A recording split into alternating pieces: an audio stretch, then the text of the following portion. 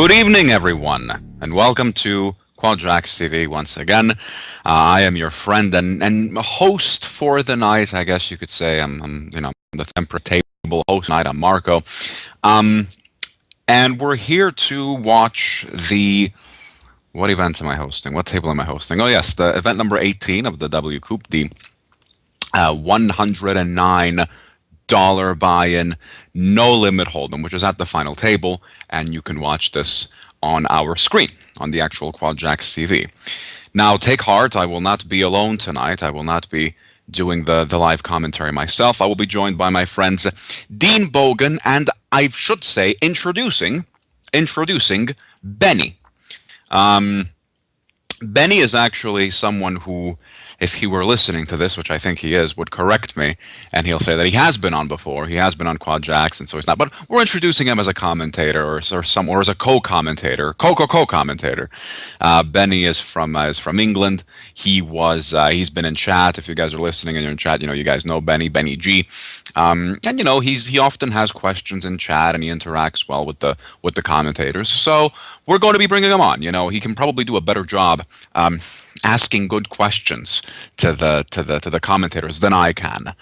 Typically, last time I had to rely on lines fed to me by a Talon chick or Talon chick or whatever it might be. But I'll still be here. And then there's Dean Bogan.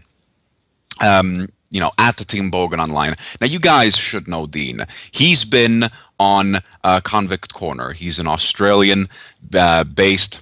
He is Australian. He's an Australian backer, and so he knows a lot about poker. He plays a lot of poker. He knows a lot. In fact, I think he's actually got a friend or a buddy of his or a former buddy of his or whatever it may be. We'll find out more later. In the event we're showing right now. So we were talking about it, and we said, why don't you? How would you like to come on and do some commentary? And he's agreed to do that. He's agreed to join us. I think it's going to be a lot of fun. I am going to actually add them to the call right now. I'm hosting this call. I'm hosting this table. I'm the Talon Marco. So let's do that. Let's bring on. Let's bring on Benny first. Here we go.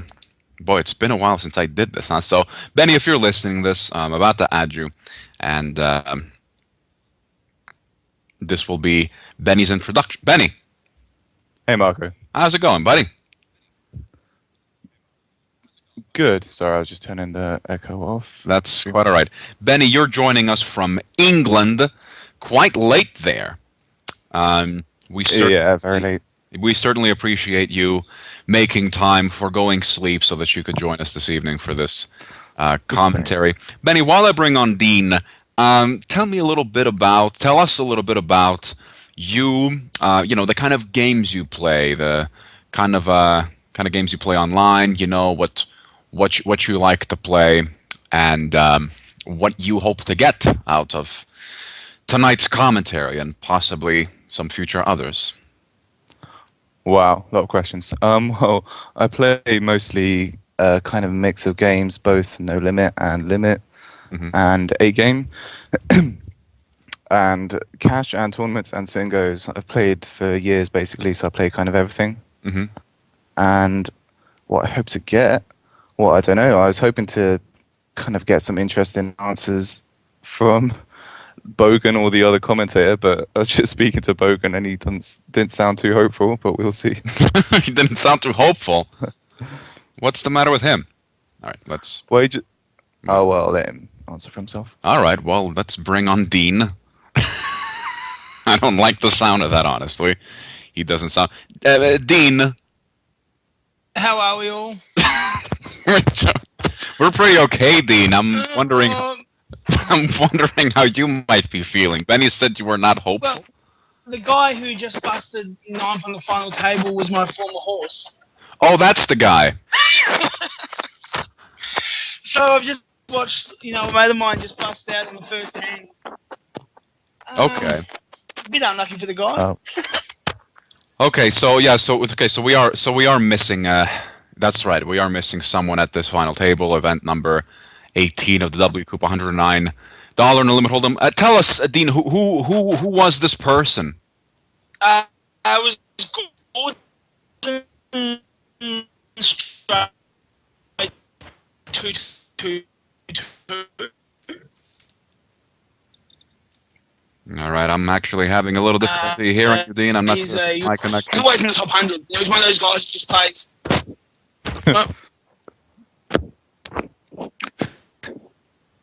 Is there? Hi, Dean. I'm not sure you're coming across a little stilted.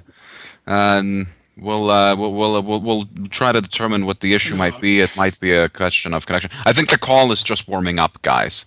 So. Can you hear me now? I can hear you. Yeah, I can hear you better. I can hear you better now. Okay, perfect. I was just saying that Gordon's one of the hardest working guys, probably on Stars. He just grinds and grinds and grinds and grinds. Mm-hmm. Pretty unlucky to see him bust. I think he busted the warm up not so long ago as well in an 8 or 9. So he's been pretty close to a big score, but yeah, it'd obviously be pretty disappointing because you come in with about 6 or 7 million in chips, playing absolutely aggressive. I'm sorry to see him play like that. So I'm sure he's pretty disappointed at the moment. Yeah. You're disappointed?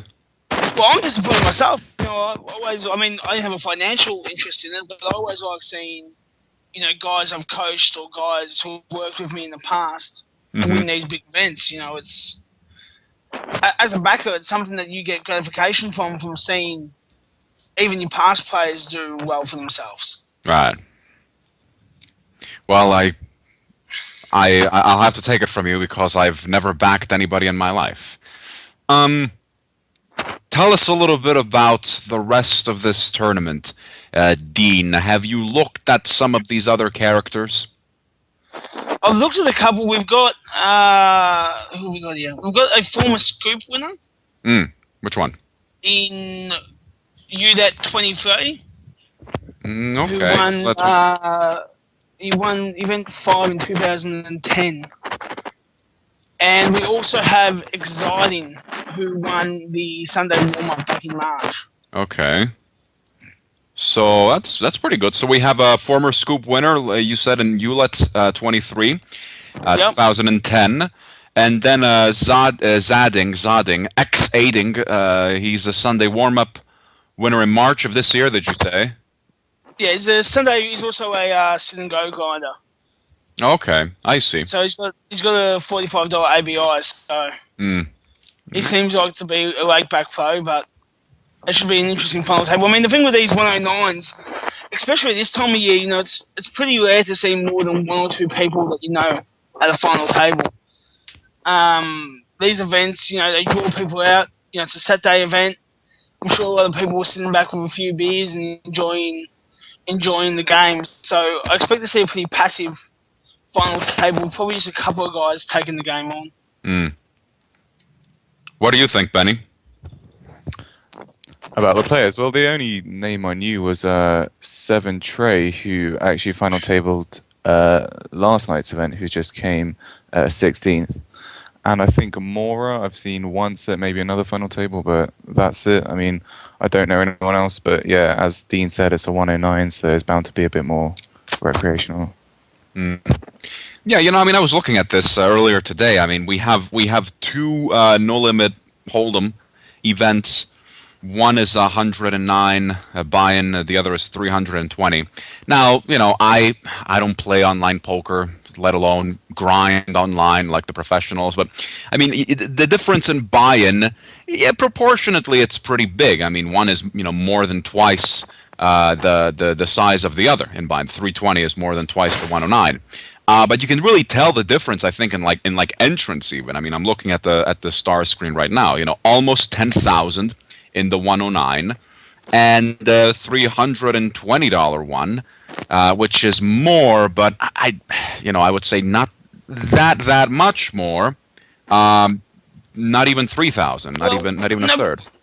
The thing is, though, you have to remember that these days, especially with online MTTs, is a huge portion of players are now staked. So for someone like myself, I had over 60 guys. In an event like this, I'm almost allowing all of those 60s. So even if guys only play up to 22s or up to 55s, you can always let them play a 109 script. Or people are going to save up, bonuses and all that sort of stuff to enter an event like this.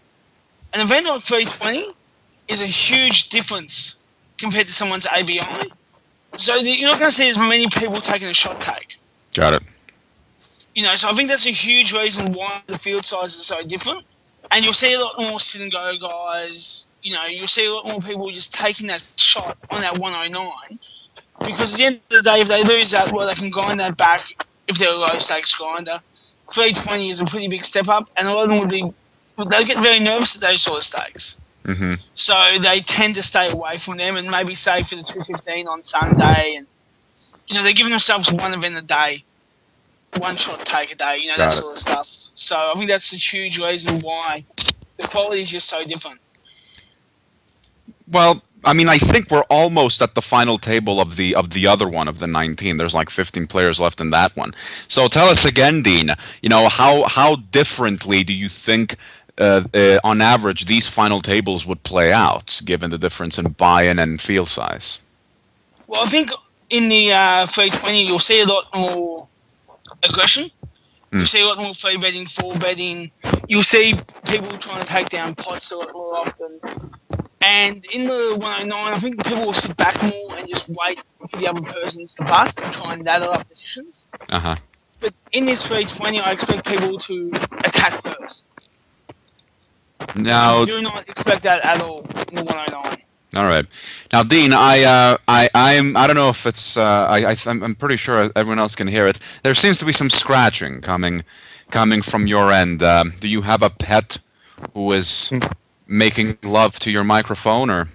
I was actually just playing with myself, but I can stop that if you like. But it's normally the best way to watch a final table.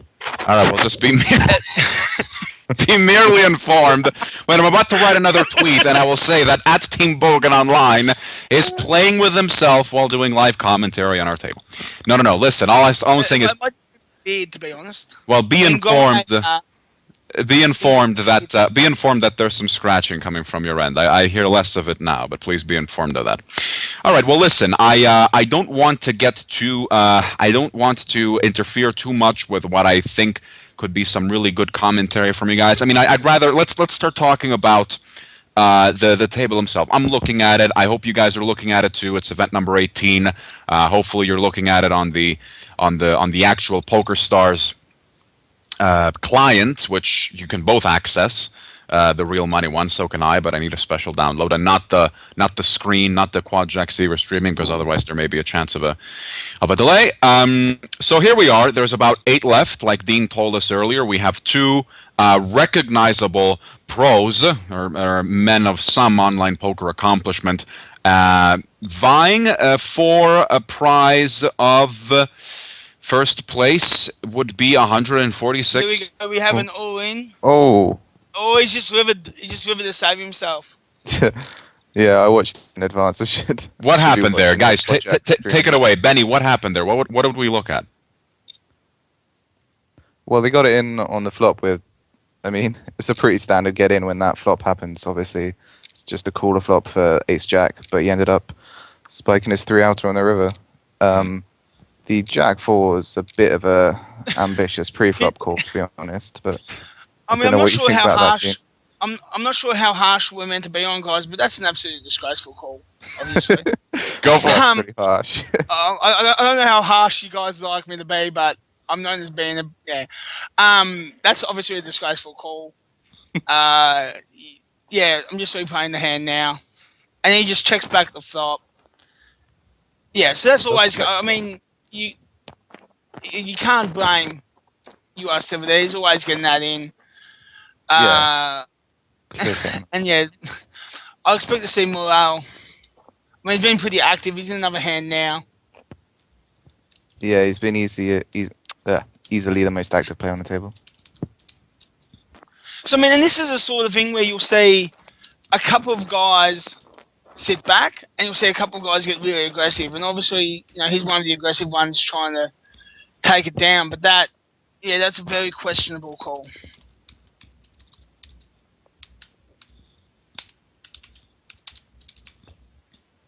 All right. Yeah, the other most active guy is Ulet, who's just 3-betting right here. Okay. And Ulet is the former Scoop winner. Right.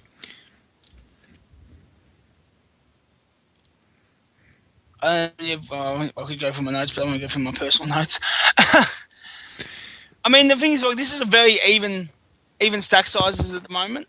Mm-hmm. So you don't have anyone that's going to really come out and just be able to go over the top and just go bam, bam, bam, which you normally see on these tables. So I expect the first person to get a real big double up and get over that 10 million mark to really make a big impression. In the fixed limit script, they're down to 7 as well. They're down to 7 in the fixed limit? Yeah, in the 215 fixed limit. And yeah, they're just about to go on break though. Now, Benny, if I'm not mistaken, you're kind of a fixed limit pro, aren't you? Well, I wouldn't say pro, but yeah, it's been my main game for the last year or two. Yeah. Your main game. So the question is, how do you play that game for a year or two and still, not jump off a bridge or? Well, it's because I mix it up with. Well, for one thing, heads up is a lot more, and even 6 max is a lot more entertaining than 9 max. I mean, yeah, I might think about jumping off a bridge playing 9 max, but yeah, heads up is a lot of fun, and also I mix it up with a bunch of other games like 8 game and No Limit. You play a lot of Limit, Dean? Apparently not. Not at all. No. Not at all. I get bored playing the leg speed MTT, let alone fixed limit. I much prefer the hypers or the turbos. Mm-hmm. Did I see you playing your Bogan for Life, right, on Stars? Yep, that's all. Did I see you playing some 50 or 100 limit like a week ago? Is that you? Yeah, you did. I was I've been called out to Jenny. Beautiful. Were you on the table, were you? I wasn't on the table, but I was watching it. Yeah. You weren't bum hunt, you were trying to bum hunt. No, I don't play that way, but... No, I was actually I was in one of those chat groups and I'm like, oh yeah, I'll just go and play. Like, I was going to play a round. Ended up, winning a couple of hands and then losing a couple of hands and obviously straight away block cash again. But yeah, obviously not my game. I try to bluff people and you're not going to bluff for 140. Yeah, people don't like to fold in limit. It's something you learn pretty early. It's such a boring game though. Like, even playing the 50, 100 level, you get bored with how you're going. I like to just get it all in on the flop and flip basically. Well, who plays limits, Benny? Like the people you play against. What kind of players are they, and why are they playing limit? Do you mean why would anyone want to play limit?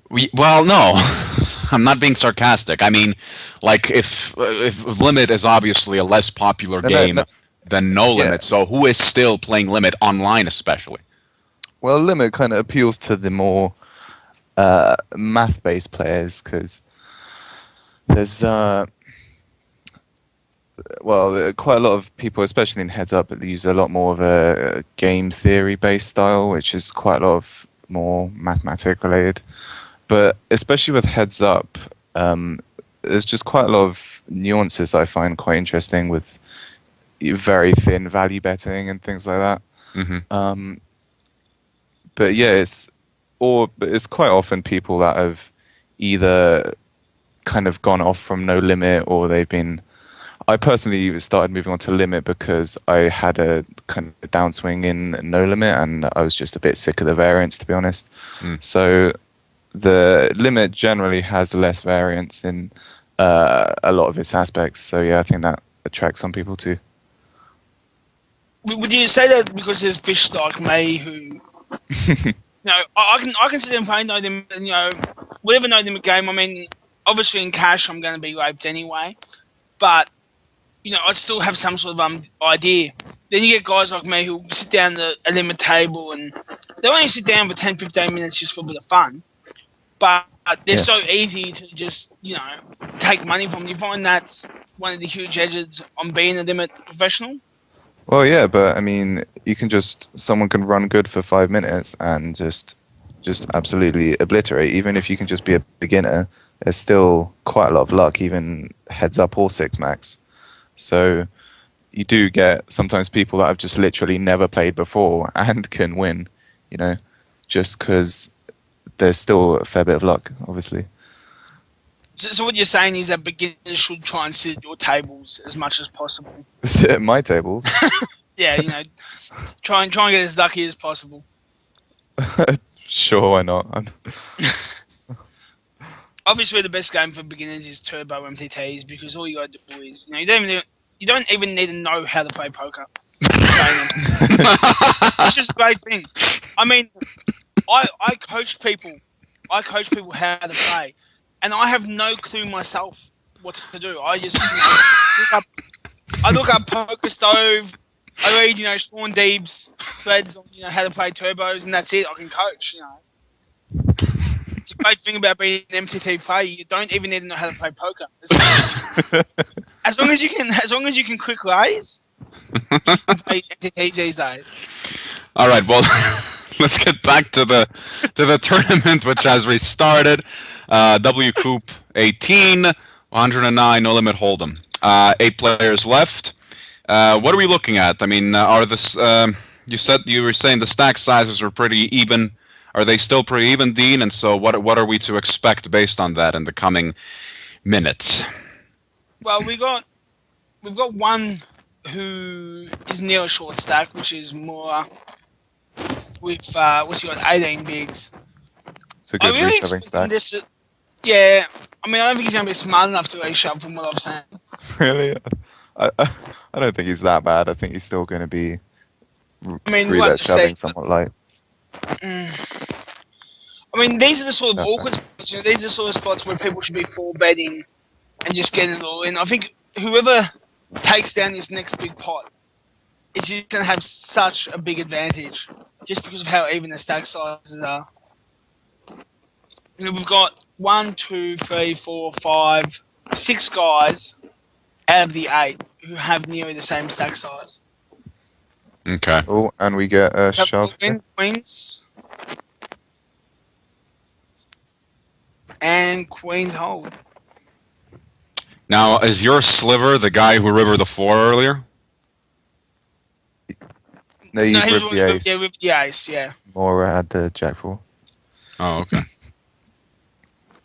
You gotta be keeping up with this, Marco. You gotta be watching the hands, mate. I'm watching, I'm trying to I'm trying to learn it. With you guys, I got Team Motherfucking Bogan on the call. Dean, and I'm gonna try to make the best of it. I mean, who knows? Who knows? How do you know I'm not entertaining some? I'm still not entertaining some residual dreams of becoming a big fancy poker player. Why would you? Well, we have quite a big. What? Oh. Did you say why would anyone play poker? Yeah, I despise playing. Wow.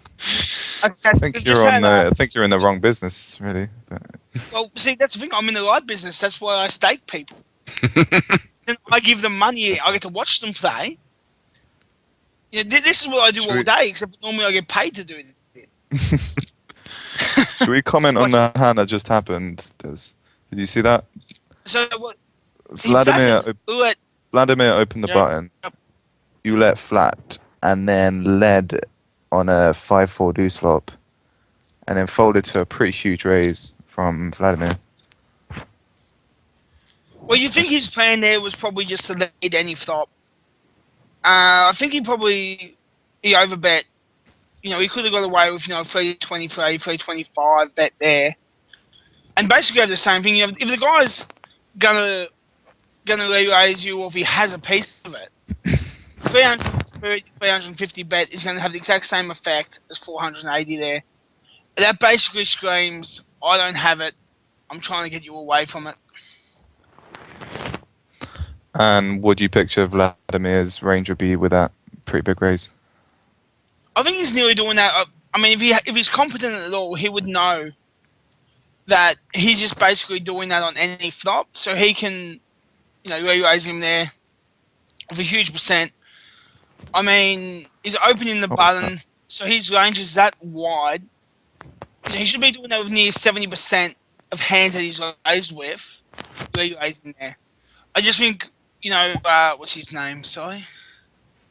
Roulette. I think he's just betting that flop nearly every time, especially with that sizing. So I think that's just a very good, it's more than likely just a steal there, and that's a real good spot to take it down. Fair enough. And in the middle of another hand as well, where Mora 3-bet. Okay, Roulette open button and Mora 3-bet, and Roulette just flat, and it's a pretty awkward stack size to just flat that 3-bet. I think most people would either be 4-betting or folding. But anyway, we're at the turn. So he's now put 1.28 million into 3.6. Yeah. So what's that, a 36% raise? And I think it's either a shove or fold here. He's timing down. Maybe he's listening to us and trying to find out what we were telling him to do here. I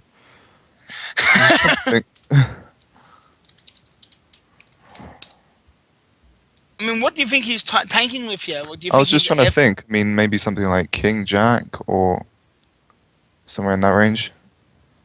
King Jack of Hearts. Oh, I think King Jack of Hearts would either lead the turn or decide faster.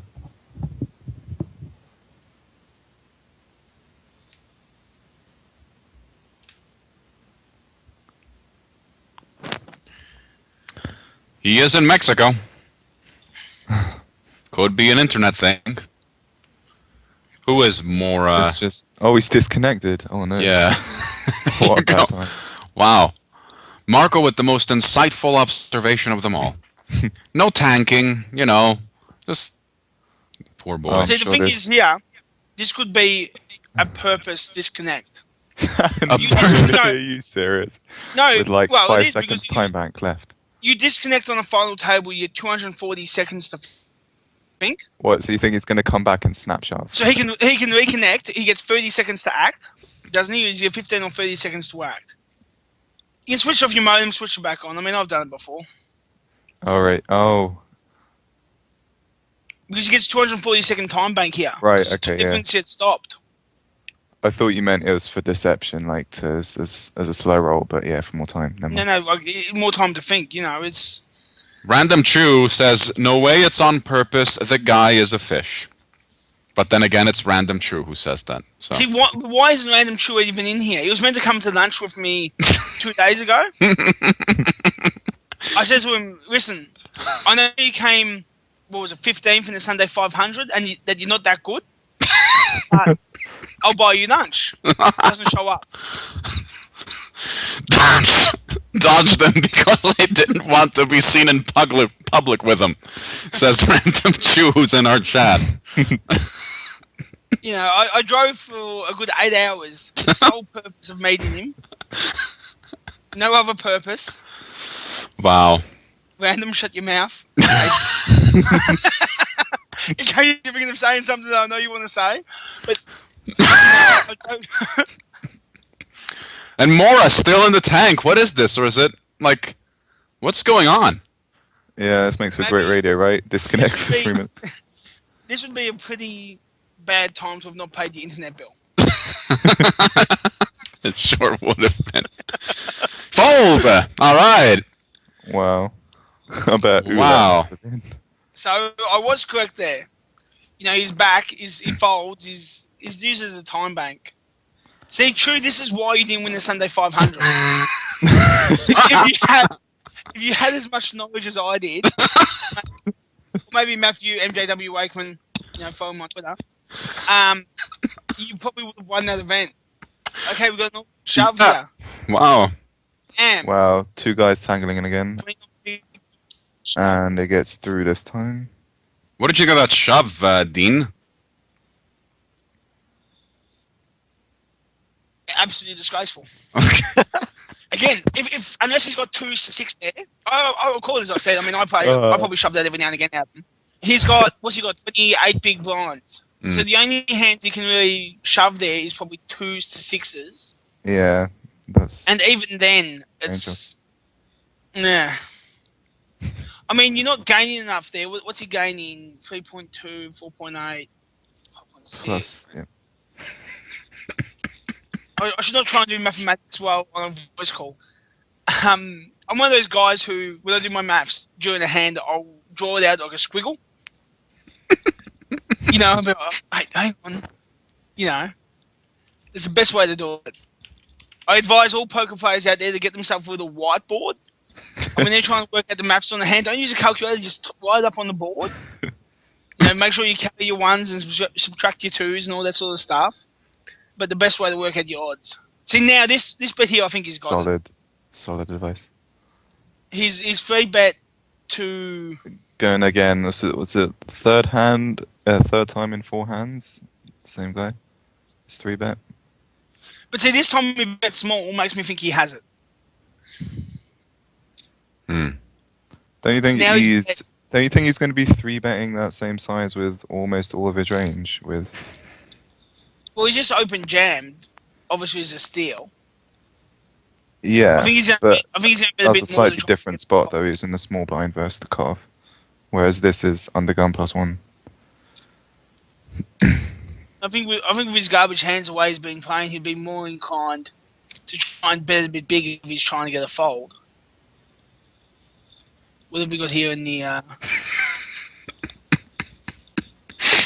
Sure, I Gordon. I feel like adding Gordon into the call just to tell us. Gordon Straight, who came out in 9th, has just told him he fucked up. He's disappointed. Well, not as disappointed as I am, because I agreed to do this in the whole point of smack about him. Shocking effort.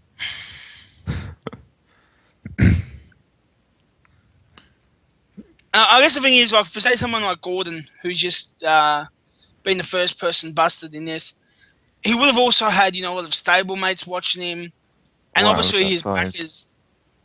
Oh, what's going on here? Oh. Look at this bet size.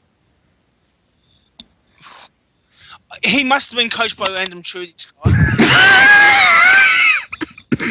I'm just going to put that out there with this bet sizing. This is a random type bet.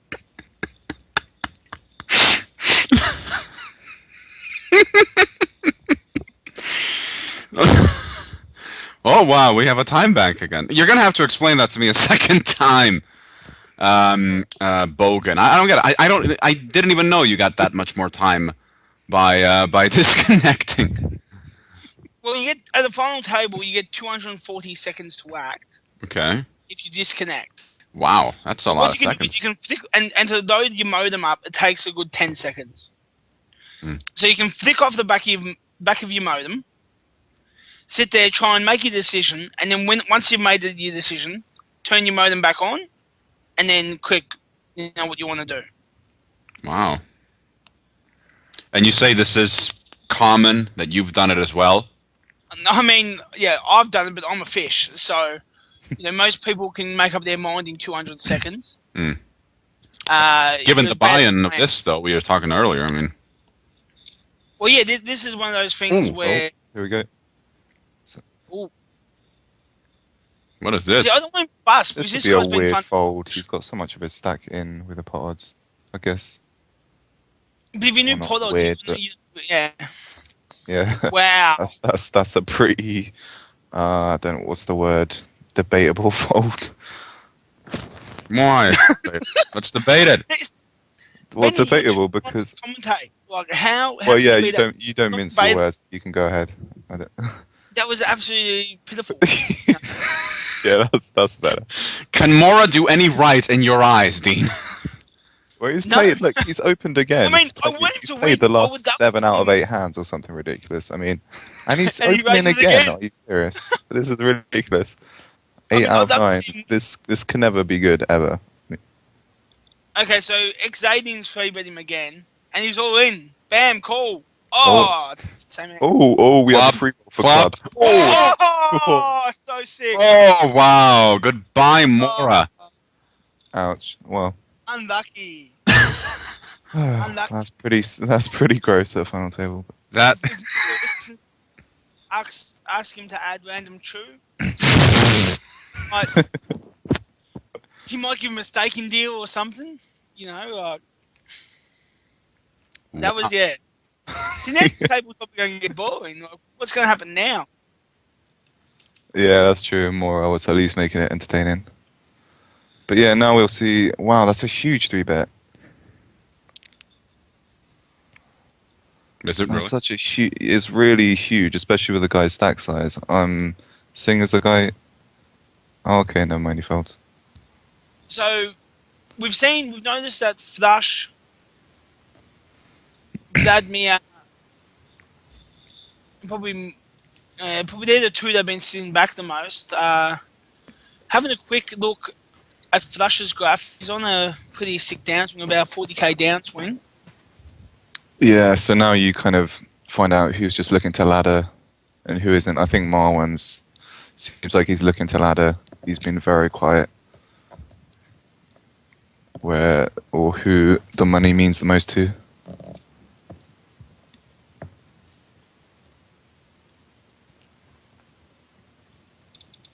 So now what do we commentate on? You know, this is... What, you mean just standard open and take it spots? Just standard, you know. I just want to quote a post from 2+2. It's in the horse refusing to send an audit, where Sea Beast apparently punched a horse. Who refused to send an Oh, okay. You mean a horse is in a back? I thought you mean a literal horse. No, he didn't go up to, you know, Fardap or someone just go smack and knock out the opponent, you know. He put 100 each way on and didn't win. But yeah, so the post comes from Chuck Bass, who I think most know. Most underrated part of the thread: a 14-year-old troll, Random Chew, here like he knows anything about the poker world or how it works. Next, he'll probably claim to be able to break even at MTTs up to 55.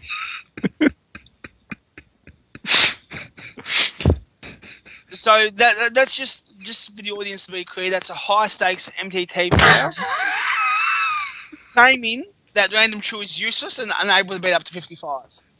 Just for the audience knowledge. I'm sure Chew will appreciate the shout. Not that I would personally like to attack Random Chew, but I feel it's important that his audience... See, now we're saying something weird. You had 3x opened here. Use 3x, I mean... 2008 call, they want their bet size back. Yeah, I mean, if anything, the buttons... Oh, we have a 3-bet. Yeah, if anything, the buttons opens are normally smaller than early position. So now we've got just a 3-bet squeeze. That's a really nice play there. Yeah, it's a pretty good spot to 3-bet, I think. You know, you 3-bet it light as well, so we can get away from it if he needed to. And you know, I think this final table is my tip at the moment, considering everyone else is just going to sit back. You know, they all seems a very passive table, which I mean can be expected.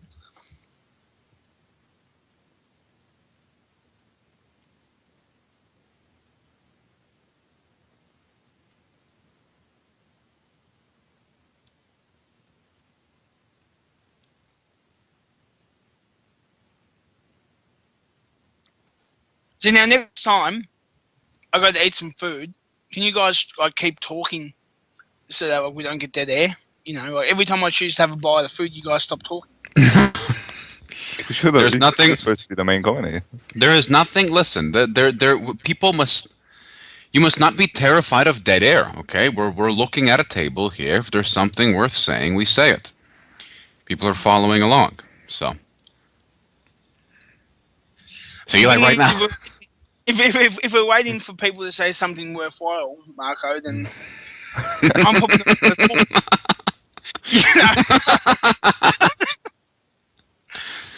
They basically just banned me from talking.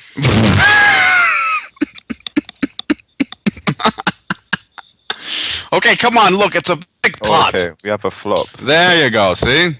We have a flop, says Benny. We have a bet and a call. Oh, come on. I'm trying to, I was just, I withdrew for a while because I wanted to tweet something, and, I didn't know that me doing that was, I mean, you got real sex appeal in your voice. That just makes Yes. Yes, I'll tweet as much. Coda Light here, Snapchat's a river. I think that's, seeing as the fourth spade comes, I think that's quite a weird spot to Snapchat. When? Come on, Dean. But yeah, I think. I'm just trying to leave you in an awkward spot here. Oh, well, what? Huge pot. Wow. What was that? Like the fourth nuts? It was the flush, though, right? Well, I mean, assuming you don't count. It wasn't even the fourth nuts. He just. you had like the 10 of spades, I thought, and Yeah, he had the 10 of spades. there was a paired board, so there was plenty that could have beaten. Because he snap called that as well. Yeah. Yeah. I mean, Zay's got pretty aggressive. He bet, 55% of the pot. Yeah, so he bets over half the pot. It's a bit of a polarizing bet, I think. So the 10 really kind of becomes a hero call, obviously. Just being bluffs. Well, I guess the thing is, Zaydin has been pretty aggressive, though. So he probably feels that he's doing this with a heap of air. But I still think that's a pretty light call, but obviously a great call in the end. Yeah. And we just had UR Silver reshove. Mm-hmm. See, look at that. Open for 320, 3-bet just over double 600 odd, and gets a pretty quick fold.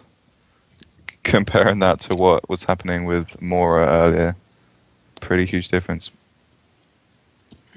Where he calls over 2.5 times.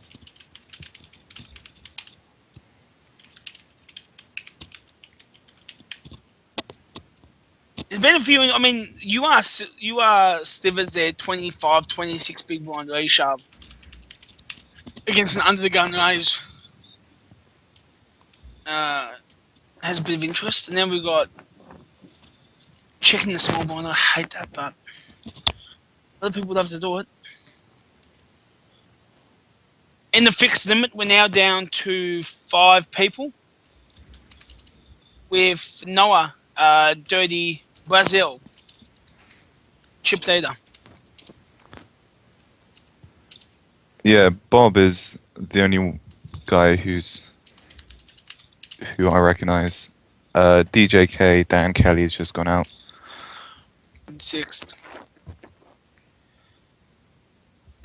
Dirty Brazil had a very, very good scoop. I think he had a couple of seconds in some decent sized events.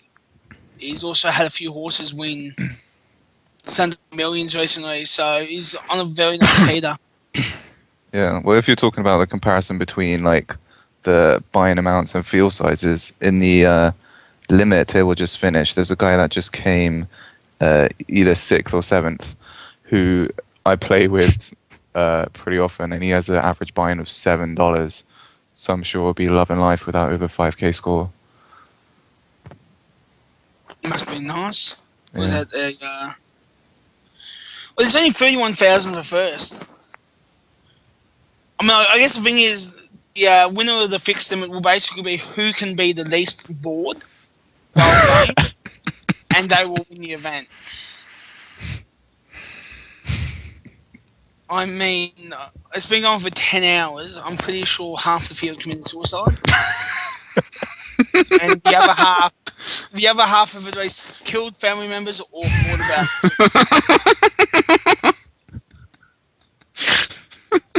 I mean, I'm thinking about killing myself just talking about it. Like, God. How do you do it, Benny? How can you make yourself day after day? Like, oh man.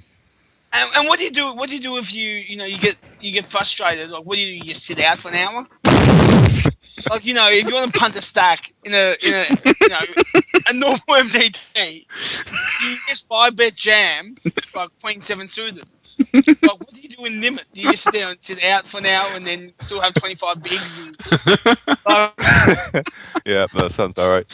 Like, I'm pretty sure Dirty Brazil could go out, have a steak dinner, come back, and still have a huge chip rate. Like, well, we're having such a good time. Chips continue. What? Just not watching. Except for the 8 mil pot, That was well watched. I was just going to say, chips continue to exchange hands at this. You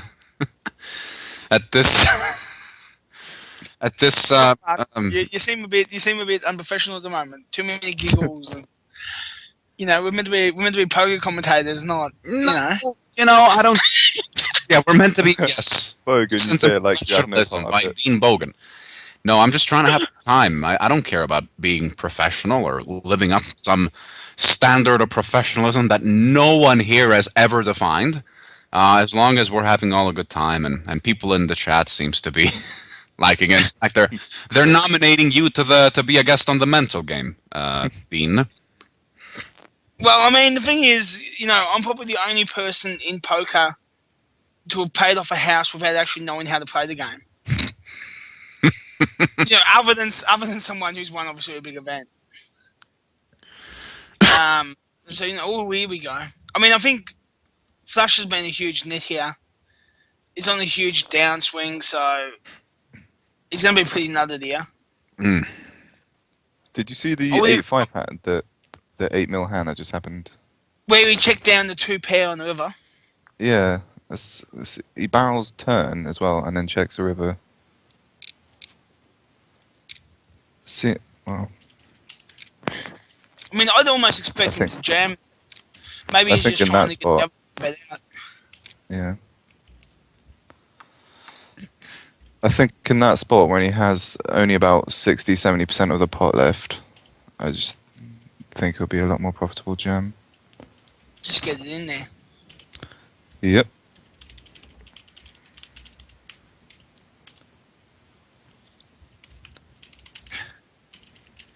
As I said, though, I think at these levels, what the hell is going on here? Vladimir just bet the 2 fourth million. half comes. Now, Flush has been surprised on the table. Yeah. And Flush checks pretty quickly again.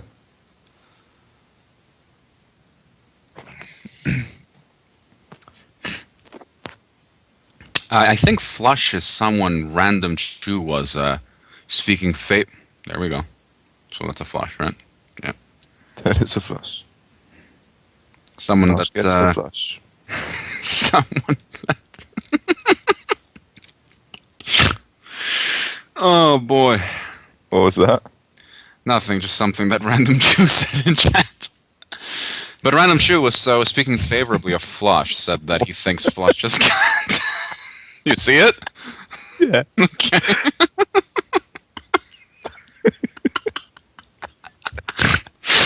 Okay. Oh boy. So yeah, Flush is for those of us who don't have the QuadJacks, what's Random Chew saying? He's telling some guy that he looks like a Bollywood version of Bruce Willis, which is just a very. See, yet again, Random Chew with the expert commentary. Listen, I have half a mind to throw Random Chew a rope. Get him in here. Yes. Why is he in here? Yeah. Why is he not in here? That would make for great radio because basically then we would have Benny Marco, and two guys who know nothing about poker. So.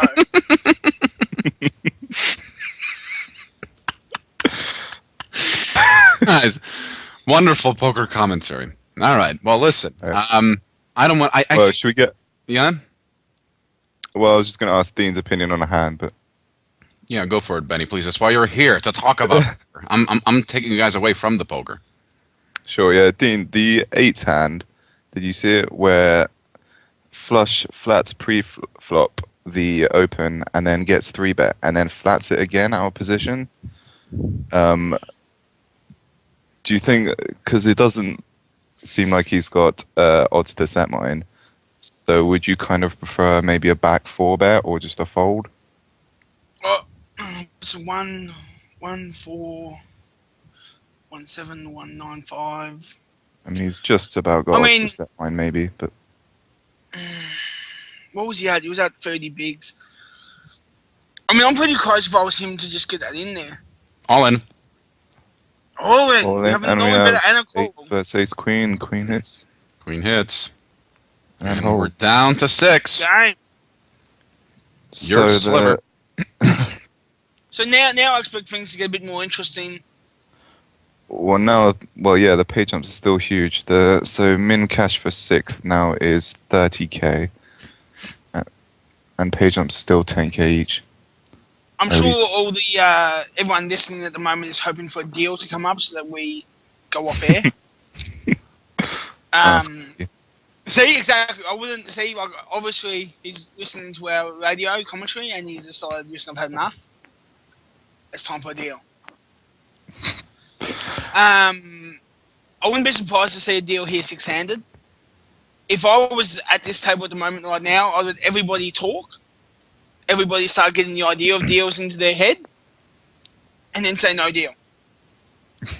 which basically gives you all the power in negotiation. Negotiations on these sort of final tables is where you can make a huge amount of money. So, being as a backer, do your horses at final tables, do they ask you for your opinion on deals? Here we go. We've got a pretty important pot here with the deal just coming up. Zaydin's flattered. Wow, that's a huge flop bet. Wow. So he's just gained himself a fair bit on the deal. Personally, I had the view that's up to the horses to make all the deals. At the end of the day, 50% of the winnings is theirs, and it's they're in control of the tournament. It's not me. So you can't be sitting there and telling someone who might be struggling to pay the rent to not take a deal, or you might be taking someone who feels they've got an edge and push a deal towards them. If they ask for my advice, I give my honest advice. And one of the big differences with me as a backer, I tried to get very personal with my guys to sort of understand their life situations.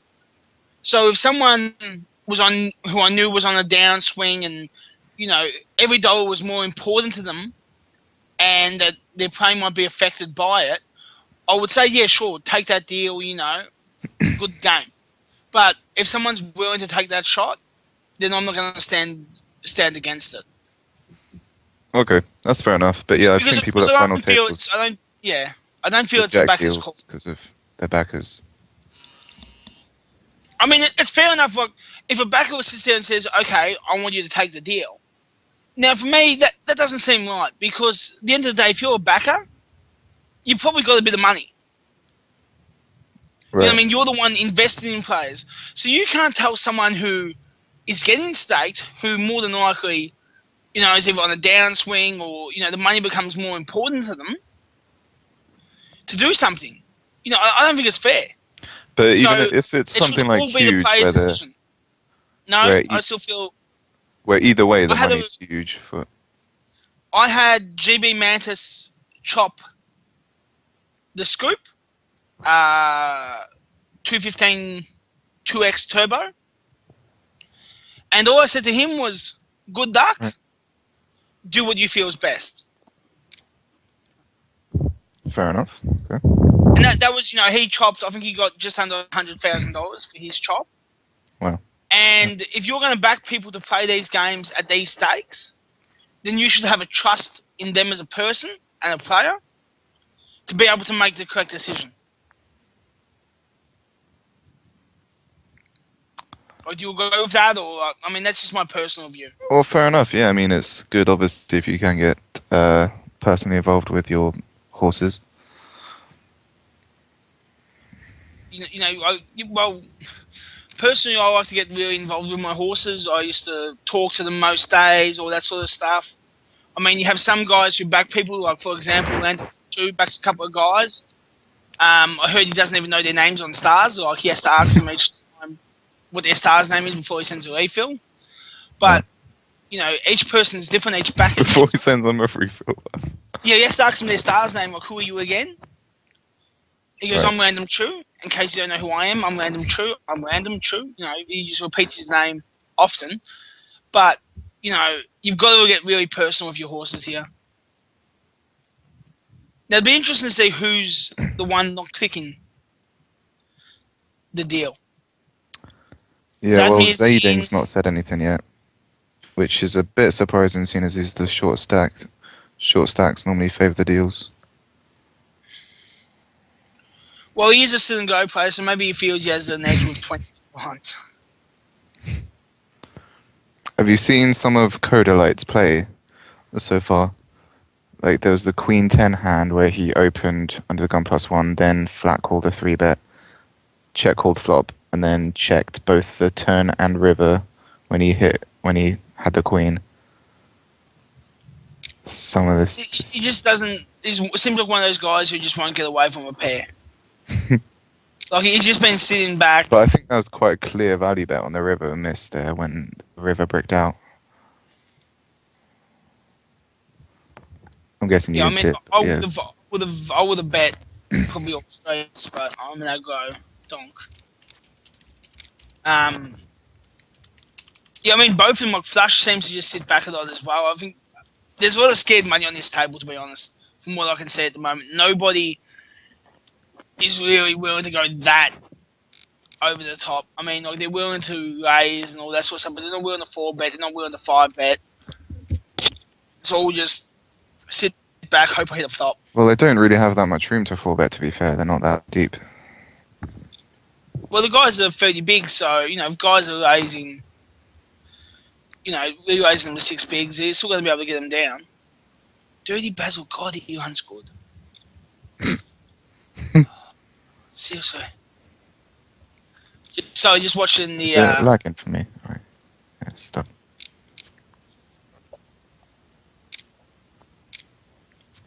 I'm getting a bit of a smack talk on my Skype. It seems CMU wants to know if I actually know anything about poker.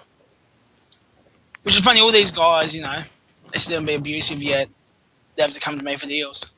So we got Flush free betting for the first time, basically the entire tournament, and you're just giving it up. Oh.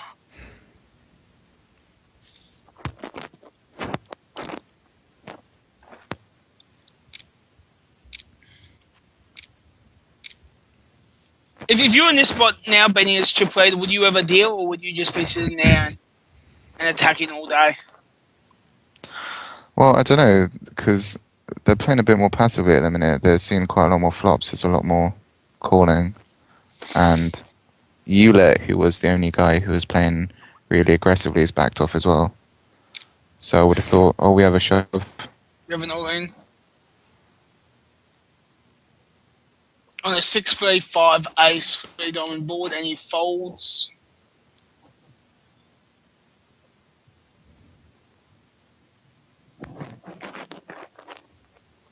Well, yeah, I don't know if I'll deal. Depends, obviously, how much money means to me, and if I feel I have an edge over the other guys. But yeah, some of them seem to be playing a bit scared, so not dealing might be to your benefit.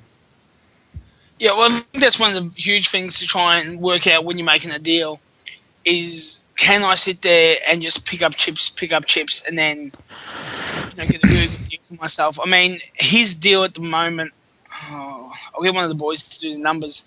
he would probably get, how many chips we got in play? 4, 7, 7, 7. 10, 20. He would get probably around 130k for a deal at the moment, wouldn't he? Okay, if they do a chip chop, No. and if they do a chip chop, That's nearly first place. he would get nearly first place, wouldn't he? No, not at all.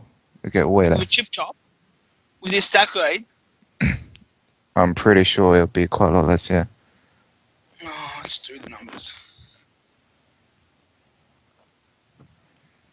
But yeah, there's quite an interesting deal spot last night with Umumba, who wanted the win in the bracelet, and he was kind of reluctant to deal because he thought the deal meant everyone else would play a lot less scared. So it means he'd have less chance to win. But, I mean, he took the deal in the end, but yeah, that's definitely a reason not to take the deal, because you'd still leave 8k left to play. Always.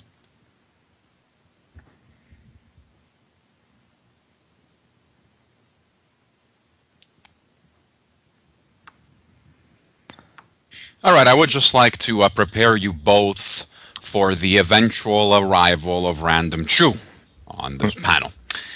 I am going to be adding him in just about a minute. Is that okay, Benny and Dean? That's fine with me. It should get entertaining. I mean that's fine as long as we're going on in here. As long as what, Dean? Oh, bam! What happened? The bed double pairs versus Jacks all in versus what was it, 9? So Jack High basically. He ends up getting there with Jack High. Okay, so it looks like we might have a deal now with 4 people agreeing. Okay, so there's 20. There's what 48 million total in chips here. It's 22 million. How many people left? 5. 40. Come on, Marco, you should be able to do these numbers up for me. What do you want? The chip chop numbers. Yeah. What of them?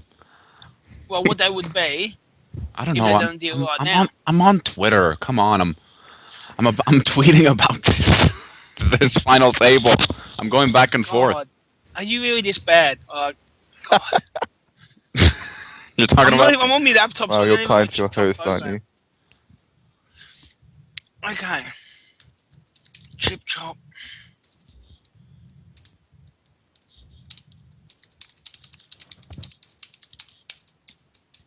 Alright, let's do. So yeah, there's. This is great. This is great radio. Oh yeah, we should say for the chat because some people they don't have the chat up. So yeah, 4 people have agreed, and they're talking about the 5th one, saying that he doesn't or might not speak English. Okay, how many chips in total do we have? 5. What is that? 5 million?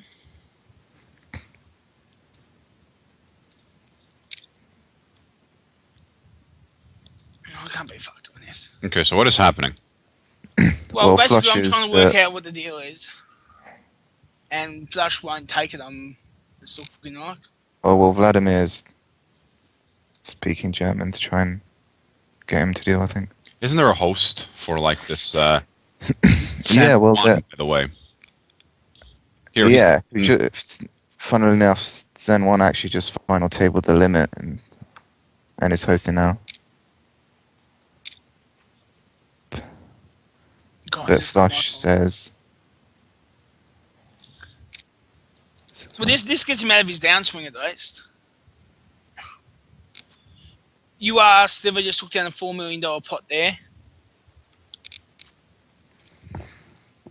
I'm guessing Random True is almost in. Just so you know, he actually is very, very bad at just about everything he does. Second introduction. I think he's not allowed. I think he's not allowed within. I think he's not allowed within 100 meters of a high school. That was one time, Dean. Welcome, Random Chew. How are you, buddy? A little bit tired, a little bit fatigued, but you know. Okay. What time is it? How was your steak dinner last night? Actually, do you know what I did last night? I ordered myself a pizza, and I ate it all by myself, and then I watched a movie about Tetris. and then I went to bed. What? There's a movie about Tetris. It was a documentary, riveting stuff actually. Quite good. Nice. Just so you know, Random True does not have a sex life. And that No, commentary I've sworn off. tells you- I've sworn off the females for now. I'm totally asexual. I heard you swore females 10 years ago. last time you had sex was last week, but That's possibly true. No, I'm being a like a monk for WCOOP and just saying no to all the bad vices. I went to Crazy Horse the other night. Just so we can have some, you know. Is that some kind of horse related? Some backing thing, yeah. Yeah, it's basically a backers function. Backer's function, the crazy horse. Yeah, Right? the Crazy Very Horse. I have a few On crazy Highway horses myself. Welcome, Random Shoe. Thanks so much for joining us. So we lost somebody. When did we lose our sixth person? About 5-10 minutes ago. Okay. That was just to the Jacks first nines. Has there been any progress with the deal, or Well, Oh yeah, they're I saying think that the deal everyone's was- just checked the box now. So now the deal's about to be discussed. Oh, I see. There's a box. My bad. Where the hell is it? Says you. Let's 20. Now, I'm not sure how much I should disclose here, but you know, if the small stacks are wise, they'll ask for an ICM deal. The big stack wants a chip Yeah, chop. should we say that's ICM's internal chip model for? Is it internal chip model? Independent. Independent. Independent, not internal. Yeah, for Okay, so roughly first prize will get $129,183.67. Or so you say. We'll see how close you are, Dane. yeah. But this is like before that last pop one. Second prize is $84K for UR Silver. Miguel, I don't care. I can say what I want. I'm bogan for life. What? I've got one of my former horses doing this for me.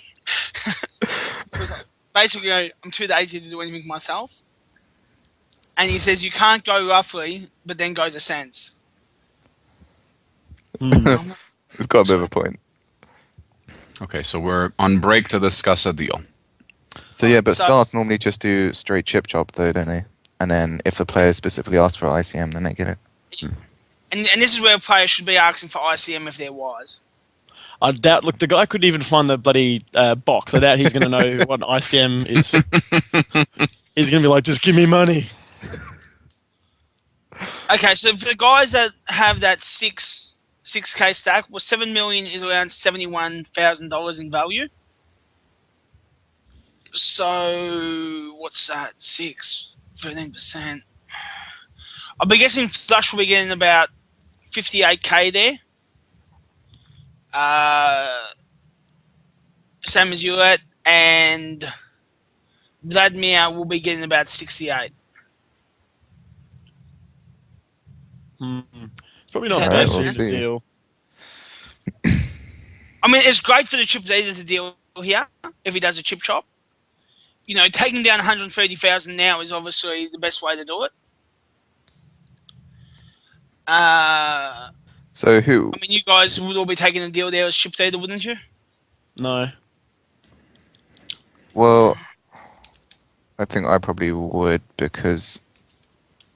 Well, okay. You have I mean, 80 You can, you have, you can like- punish the short stacks because they're not that short, really. You have 85, or what is it? Is that 85 big blinds surrounded by a whole heap of retards that are scared and want to have money? Like, there's no way in hell. Well, I mean, I said that disregarding the. Yeah, but the problem is you're a quality of the retard players. yourself, so... but I'm a I said lucky that- retard. Okay, disregarding skill. What about the chip stacks themselves? What do you mean? If you were chip leader, does it favour you to deal here? Assuming everyone's equal skill, for example. I guess it, like, I mean, Usually. you can get a pretty good. It's also lockup the... with- Go on, Dan. Go ahead. No, you go ahead, man. Oh, thank you. I was going to say you can lock up a big chunk of the prize pool, but I mean, there's no like you can knock out a couple of these short stacks and just grind them down and then get even more. So like, Oh, you know, wow. it depends what you want to do. Yeah, but the thing Wow, is, yeah. if they double up once, then But they're not going Exactly. to get it all in pre without because they're scared. If you don't do a deal, they don't want to, stack off. So, look, he gets 126k. Here come the Yeah, I numbers. was 128. I was pretty close. Like, how good am I? 126 Right, with we said 15k left to 30. play is That's pretty even good. 15. I left 8k 15K. out. So Okay, that makes sense. basically, the numbers I gave you is what it is. Yeah, I take it back. That's actually a pretty good deal for the to take the win there if you've got 15k to Yeah, play I for. think that's a great deal because you're getting 15k to play for, and you're getting 19k more than second guaranteed. So Looks like everyone is agreeing too, right? Weak. yeah, who normally does the ICM benefit rather than a chip shop? ICM short benefits a stack smaller or- stack. Yeah. Because a chip model, each chip has a dollar value, where ICM, obviously, the smaller stacks, there's more value to gain a chip than is to lose a chip, so that favours a small stack. See, that's why Flushed is turning down the deal, because he knows it's not a good deal. So Okay. what he would probably do is ask Codelight for more. Yes, Oh, he's turning it down. I'm probably the best deal maker of all time, as you know. Problem is I never get deep enough in the tournament to make a deal, but I normally coach people through how to make a deal. So the best way is to let everyone else say okay. And then say, okay, I want 2k from each. No, it's too small. I want 2k from each of you. They're not going to agree to it. You talk them down to 700 each, something along those lines. Bam, you've got yourself an extra couple of grand in your pocket. It's another 20 buy-in. You're set. Yeah, so for everyone who didn't see, 4 of the players agreed, but Flush didn't, and says that he wants 75, which is 10k more than he's got, which is a huge jump. I think that's pretty ambitious. Oh, I mean, I think it's somewhat fair, though. I would ask for 2k from each. Why is it fair, True? Because he has a skillage on these players. Okay. So for him to take a deal here is going to be pretty bad for him unless he can get more. This might be just like a bargaining thing, but if I was him, I'd probably try and play it out. These guys are playing scared. Codelight seems to be spewy. The other guys are all similar stacks, so he can really leverage his stack against these people. Okay, well, Codelight has agreed to give him 3k of his own. But I think... And 1 from UR Sliver. So that's 4. He's asking for 75, which is at least third or more with 15k to play for as well. And seeing as he's actually basically the shorter stack, don't you think that's pretty ambitious of him? I mean, it does... Ambitious is... You should be ambitious. He says, let's play. Well, he says let's play because he's clearly not just bluffing to try and get a bigger deal. He's actually... That's what he wants or nothing. All right, so no deal. Uleth says play. Codelight. Beautiful. So Because Codelight... that deal he got given was pretty, as I said, pretty good. So I think Codelight will be prepared to give up some coin here. Now, Yeah. what I understand, Mr. Chu, is that, you're back here yourself, you have a few horses. Yes, mate. Shouldn't you know straight away that just by seeing the stack sizes, if a deal was going to be good or not for your horse, to be able to give them proper advice? I doubt And I've ever had also- a horse deal 5-handed at a final table because I'm not a little bitch, Dean. They play for the win, all right? It's all about the glory for me, mate. None of this... If you were actually a decent player yourself, you should know this information. How much have you got in online cashes, Dean? You'd have about 2k in online cashes? Maybe 3k from all those $2.180 mans you play? See, that's fine, though, because I can pay them drunk and then have guys like Jay Canby playing main events for me. There's no point doing all the work yourself when you can get others to do the work for you. And Do you still back him, one day you might learn this. One day you might learn this. Well, I mean, I've made more than you this month. Well, actually, no, because you had that bad one. No, because he had a bink. So, I mean, this is probably Please, the first. mate, I've had a bink every month for a long time. That's not what Chuck Bass says. Yeah, poor Chuck. I feel sorry for the guy. He's probably one of the neediest regs I've ever met. Plus, he's ugly looking. He's he makes you look like Brad Pitt, Dean. Welcome to the WCOOP 18109 finals. The important deal of the tournament goes on. Random Chew is talking about Brad Pitt. Stay tuned. I'll put it out here. Let's go controversial. Chuck Bass is coming to Aussie Millions, and every time I see him on 2+2, I always chirp at him and always try and stir him up. And like, he doesn't understand that like I'm actually trying to get a reaction out of him. So when he does blow up, I'm just sitting there going, yes. But he's coming to Aussie Millions, and there's going to be some kind of confrontation. He said like a few weeks ago, goes, I can't wait to see you at Aussie Millions because you're some 5'2" like Asian guy. And I'm like, okay, buddy, this is going to be interesting when he finds out I'm the 6'5" Adonis. Oh, you're such a big boy. Intelligent. I'll tell you what, Mr. True. I'll tell you what. If you're such a big boy, let's put up $1,000 each. Oh. Go down to North Melbourne boxing ring. You got $1,000? QuadJacks.com. I've got many thousands of dollars. Son. That's some serious fighting talk. If you want to talk fighting talk, me and you, $1,000 each, we'll put on the table for Origin Youth Health. You know, the charity that I support. Okay. And we'll have a boxing match on camera for QuadJacks.com. Well, this has to be done. Sure. I'd give it a go. Mark, you should make this happen. Lovely. All I heard was let's have a boxing match for QuadJacks.com. I don't know what the hell the rest was all about, but I like the boxing part, so let's go. And it's for charity. That's a good part. And the live webcam. Boxing, right? Are we talking like the sport of boxing, or are we talking like just cage fight? We're talking UFC. We'll do wrestling. Knuckle. I'll wear a cool mask and some nice spandex, and I'll do one of those big leaps off the turnbuckle and just go bang. To be fair, I haven't done stand-over work in a few years. So I do play footy, Dean. Yes, and I used to bash people for a living. What's your point? You used to bash people for a living? A living? Haven't you seen the 2+2 thread on that, sir? I don't frequent that site anywhere near as much as you, my friend. Anyway, the deal was turned down, and plays back going. So Flush was offered 7 more and still declined. And so he's basically getting... Others are going to be scared. Yeah, you should play it out. I'd try and make him play it out here. Now, I have a question, guys. I mean, if the guy wanted 10K more, why not? One guy was ready to offer 5K. Then when he said that, the other guy was like, okay, I'll give 2, so that's 7. Can't you take 3K from the 15K and you can play for 12K, or is that unacceptable? I think there's a minimum left. There is a minimum. Yeah, it's like a certain percentage of the prize pool. That's the minimum they can leave to play for. Okay.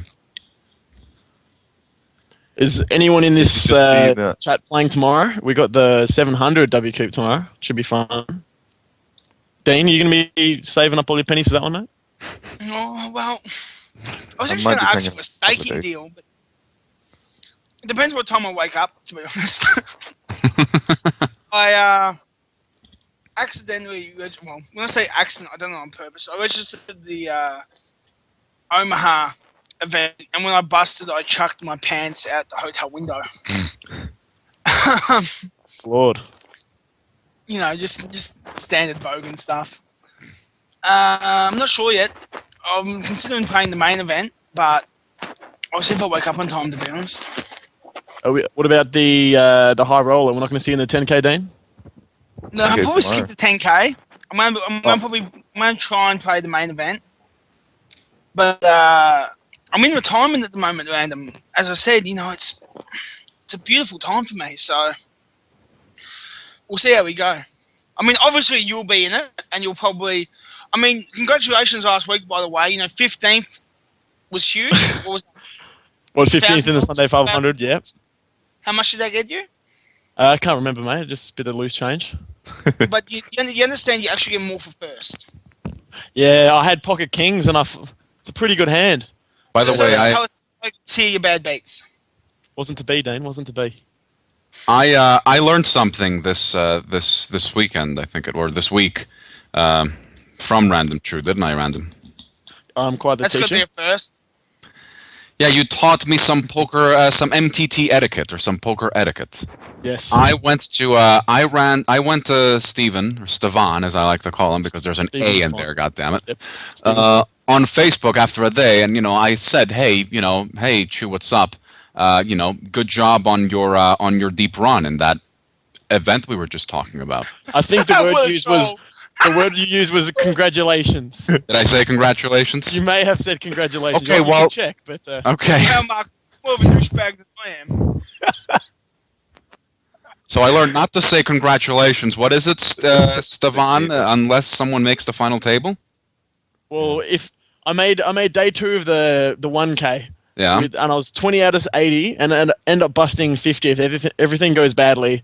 And a couple of hours later, I get a congratulations. I did not. No, here we go. I didn't say. I said hello, Stevan. Good job in the 1K. And you said, "Lol, WTF? Are you real?" Look at this. Look at the link I've just sent you, Marco. I've put it in the chat for everyone. That is taken from Send it to me. Poker Tumblr. That is me after you congratulate me. That That sounds is about right. Yeah, you're such a douchebag. But seriously, Mark, can you be more of a douchebag? But you know what? I mean, listen. But I said something afterwards that was genuine. I said, "Listen, I mean, good job getting so far. To me, that's impressive, and it is." Yeah. I mean, you know, Okay, so it's sort of like you go out with a girl, yeah. She gives you a hand job under the table, and then says, "Listen, I'm on me lag. We can't do any more," and goes home. You don't go home thinking, "Wow, congratulations, I got me pickled porked." You know, you sit there and think, "God damn it, I was so close, but I didn't finish the job." Well, all right. I mean, Now, if that's the way you're going to enter this argument, Dean, sure. But listen, I know I understand. It probably seems a little maybe not. It's not. I don't know if it's insensitive. It's more. I know it's out of. it's very more ignorance. insensitive. Marco. Okay, it's ignorance. Does that mean you have to get mad? Because you got mad. I wasn't mad. I just gave you a bit of a clip around the ears, let you know it's not acceptable. Pull your head in, Marco. Oh, that's okay. Well, listen, I can understand it's, how it might be maybe a little ignorant, maybe a little out of touch.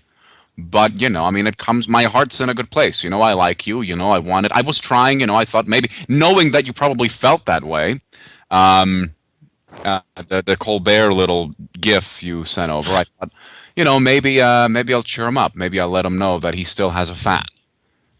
Oh, Well, the thing thank is you. that random I'm glad I've got one. Random Chew's used to everybody hating him.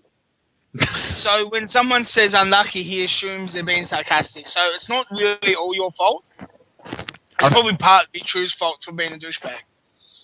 Could be. Yeah, I said, okay, forget it. Well, listen, I just thought that was kind of cool. That was kind of funny. I gotta. We're still on break here, I think. No, we're not. We've been back for We've just resumed. Look, I've got something to ask you guys. I thought earlier, Dean, you said that you weren't expecting much from this final table. You thought maybe the 320 was going to be something more exciting to talk about. We're at that final table. We're at the 320 final table in Limit Hold'em. What do you guys want to do? Do you want to see this to the end? Or do you want to switch over to the 320 in case you think there's anyone there who you guys would like to talk about? The 320 has got a much better final table. It's much deeper. You've got 2 recognized good pros. So these guys are they're not anything special. We'll just leave it like that. The 320 does have a few good players, so you're going to see it'd be the final table to watch. Okay. Well, I mean, listen. We're gonna be working out a deal of our own. Okay. Who wants to stay on this table? Who wants to move to the other one? Clearly, Chew wants to move on. I Yes. don't mind. What do you say, Benny? I don't mind. He abstains. Okay, well, basically, I want to do whatever Chew doesn't want to do. Obviously. But Bogan, I'm going off of some. I definitely What's that, don't want to sorry? poke my eye out with a knife. Oh, there we go. Let's not do that. I mean, to be fair, the 320, as Chew said, would definitely be a better final table to watch. But I mean, we've watched this far. I don't know. Can't you do a split screen and do both of them? We could, but it probably, I don't know. I don't think so, because I think that would be a little difficult on the viewers to really make out what's going on. But we might be able to work out some sort of simultaneous stream Maybe we. Marco, the 109, the stack sizes aren't that big, so it shouldn't go too long. The 320 is going to have a longer structure, and they're fairly deep, so... That's we could fine. probably Let's stick on this. Be able to that watch way. both. Yeah. We'll stick with it for now. Yeah, Chew, I was going to ask you about the last couple of hands on the 109. Yes. Firstly, one, Oulette limped first hand from the break. And then the one before that, did you see where he tried to get 2 streets of value with ace high? I don't know if he's actually getting value with ace high, because I doubt... Well, he bet like he'd a be able third to of hand the read. pot. That must be value. I can't really... River. A lot of people just click buttons. That is one thing you find out. They just go, oh, what do I do? Well, I should bet. Well, I'll like bet this 10 much. minutes ago, the guy was bragging how he's got a WCOOP and a scoop, so he doesn't want a deal. So, Oulette was bragging how he's got a WCOOP and a scoop. yes, that's win? why I didn't want a deal. Is this the same guy that's been opening to like 3x and... Yes, I'm just saying what he's said in chat, but yeah, I think he's been playing pretty badly so far, but that's what he let's do said a in bit chat. of research on this young fella. Have we got anything coming up? Oh, But yeah, I assume the river bet was value because he bet about a third of the pot, if that. A bit to be below. honest, I've been too captivated by the commentary of one Dean Bogan, so I haven't actually been paying fair attention to enough. this.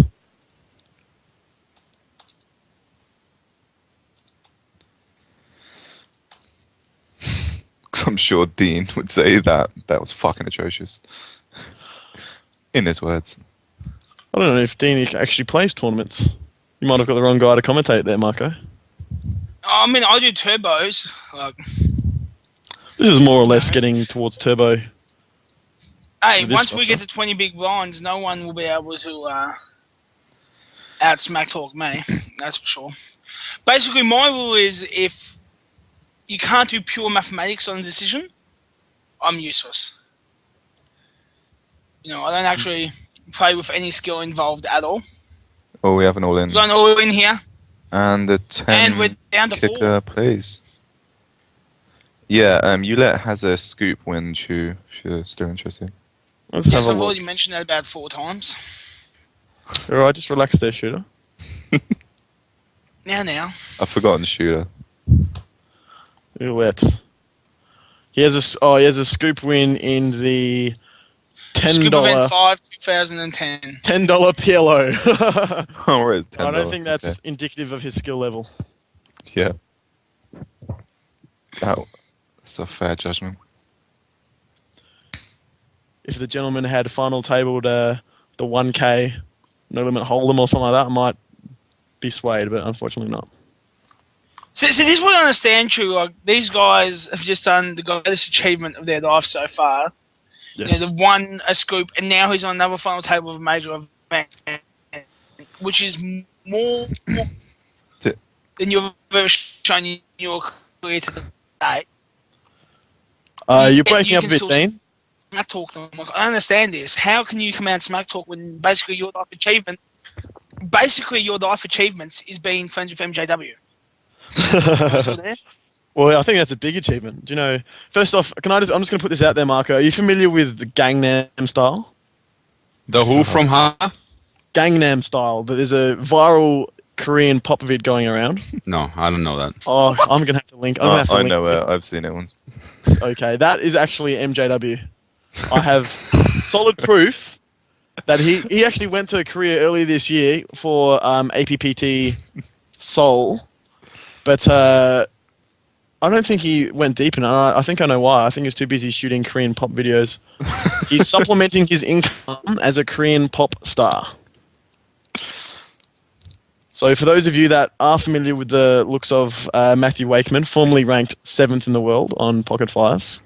Former coach of Team Bogan Online as well. Follow me on Twitter. Yes, follow him. Actually, speaking of MJW, actually, he is a very good coach.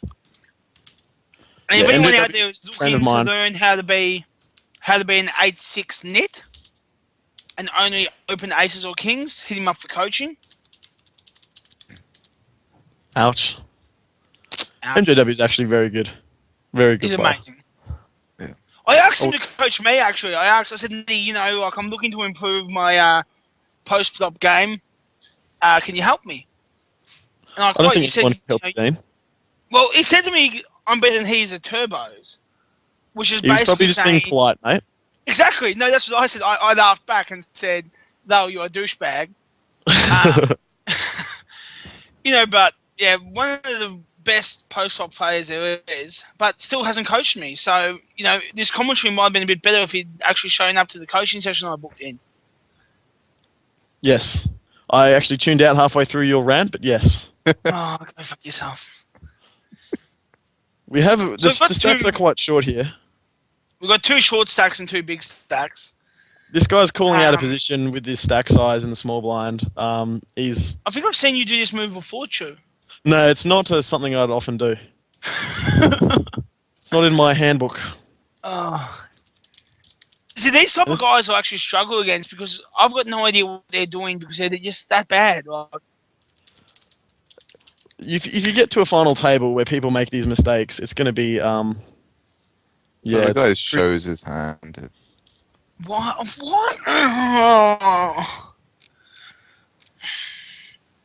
See, Euler there should have just 3-bet shoved that hand. Yeah, and even with Euler calling, I think that 4-8 off big blind call is pretty bad. Well, maybe there's some kind of strategy that we're not privy to. Okay, so flush is all in, and we have a call ace-10 versus queen. Ooh, that's a pretty good flop for him. Good. Yeah. Oh shit. The board runs out straight. That's unfortunate for flush. That's a really sick run out. Yeah. Shu, can you tell us a bit about your relationship with Flush? He's all in, and no one calls him. I have no relationship with him. I just have played with him. I think he played more of the mid-stake stuff, but I've got a lot of hands on him and have him noted as a winning player and plays somewhat decently. And what have you made of the way he's played thus far? He seems to have probably been a bit on the tight side. He hasn't really tried to run over the table, but you do have this big chip stack who seems to be calling like a lot. 10-4 off. Wow. Yeah, but he didn't have that chip stack at the start of the final table, Chu. So basically, you remember in the last 15 minutes when everyone knows, poker's on a 15-minute window of good play. To be honest, if Flush comes to me looking for a deal after seeing this final table, I would not stake him. I would just take a profitable decision, and if he's a profitable player, and I believe that he is, I would probably think about it, Dean, because it is business. In this business. You're speaking to the king of the business about... the king. How many people do you stake now, Dean? Well, we have all in a call. The king 8 call there is quite good, actually, if Ulet was shoving that wide, but he's probably not. Yeah, but do you really just snap call? I mean, that was just a complete instant call. It's a call versus a reg, that's for sure. It's not the worst call. Maybe in this scenario it's a bit different. It's at 11.5 bigs. That's a pretty good flop. Yeah, no kidding. I'm really pulling for Flush here. I want the money to come back in the poker economy, so give it to Flush. So then I can take it back. I think give it to Cola late and it'll come back in the Alright, so we're shoving... how many bigs did he have, 14? You're just going to look it up in your graph there, mate? Yep. Yeah, 10 and a bit. No. What are you, Pokerstars? So, from what I understand, Flush, since everyone is guaranteed a third place, 74,000, almost 75, so Flush pretty much already got what it turns out that deal, right? Yeah. Okay. Yeah. Clever Good boy. decision in the end. Well, I mean, clever, but he couldn't. Got lucky, obviously. Right. It was probably the right decision. I mean, there's a high amount of variance in something like that, but it was probably the most profitable decision. King 8 is a call by 2.2% without including the big blind and antes. It was Dean, it depends on his shoving range, mate. Yeah, I've got his shoving range at 73% with 12 bigs. Which he's not doing, my friend. He's much tighter than that. How is he not doing that? Oh, we have another all in. Another all in, and goodbye. Flush is out. The flush is gone. Well, what percentage do you... I basically believe he's shoving about 73% there. You just think he happens to be shoving exactly 73? Why not 75? Why not 70? 73 is the number you've come to, Dean. I think it'll be a bit less, to be fair. Do you want to... Oh, I can't wait to knock you out. You got nothing to say to that, my friend. I'm working You out get caught. a range. Can't got your tongue there, Dean. Give me a number. Is he shoving Jack 5 off there? Dean, where would you put pocket sevens in a percentage range? What kind of percent of hands is that? What sort of percentage range? About 10%. So that's it's pretty tight though. Just for him to shove sevens when he is shoving approximately 73%. Pocket sevens is 10%. I'm sure it might be shoving indicative of the fact that he's shoving tighter than that, Dean. What hands do you think he's shoving? Ulet's been pretty active. I think he'll be shoving lighter than sevens. He's going to be shoving a lot tighter because he has been very active, Mr. Chu. You know, he's not I'm just telling you what I think, and you can take my opinion or you can leave it. Yeah, and I'm the short stack expert, and you're not. Okay, Dane. You think he's shoving 10-7 off there? No. You don't think he's shoving? Are you shoving 10-7 off there? I don't think so. Not in a Coda Light, probably not. Not with the ICM. It's probably when he's calling. I'd shove. Oh, and bear in mind that Coda Light has been calling 10-4 off pre-flop. Exactly. Which basically says to me that he's not going to sit there and min-raise. He's going to look to get the open jams going. Yes, mate. That's a pretty obvious statement, but okay. But that's pretty obvious. Well, obviously. Work that one out by yourself. So he's going to open jam a wide range there and just look for the easiest steal. We've seen him do it, being very active. He's not going to be sitting there doing it with 40% range. Welcome to the strategy corner on QuadJacks. We have Dean, the push forward master. I've seen you play push forward, and you have no idea how to play push forward. I'm just taking notes. To be perfectly honest, True, you've got no idea how to play push forward. Funny. I could do the mathematics of what an actual pop shove is there, but I can't be bothered. I personally believe he's shoving about 75%. I think a profitable shove there would be about 55%, which would be your... It's very cute of you, Dan. It's very cute. Thank you. I've got to sound like I've got some sort of knowledge. So that's basically... So 9-7 off should be about the bottom of his shove range. Okay. All right, well, speaking of shoving, what did you make of Flush's open jam there for, what was it, like 18 and a bit bigs on the button? The 8-7 suited is a standard jam. And he's got enough for chips. 18, for over 18 bigs, you think that's a standard jam? Yep, I'd jam there. He's not going to raise fold it. He's not going to raise call it. Coda Light's flatting, but then he has to play... Why is he not going to raise fold there? Well, there's no point. You've got a hand that plays really well. It's a profitable shove. If you've got a button... Think of it this way. If you've got a button and it says every time you press this button, you add this amount of chips, he's just going to take that, plus EV jam. So every time he jams that spot, he's guaranteed to earn, X amount of chips. Like, the only way he's going to win is to double up from where he is because he's the short stack. So he's not going to look to do much raise folding. Yeah, so when you've got a hand like with a pay jump, yeah. And especially if Coda Light is calling, like, if Coda Light is defending as wide as he is, hands like 10-7, all that kind of stuff, he's going to actually be dominated a fair amount. So he doesn't want to. I think the fact that he's calling with 10-4 means that you could that he's just going to be folding a lot of flops, so you could kind of outplay him post flop, You don't really have the stack size to outplay him post flop, or you don't have with 20 bigs, you don't have the fold can't be playing post flop. Okay. And the thing is, with those sort of hands, but again, those sort of hands, the hands that you do get called with, 8-7 suited plays better than say an ace-4, ace-5, ace-6. Yeah, I agree with that. So you prefer to open jam those sort of spots because when you do get called, you might be taking his call range down from 25% down to 7%.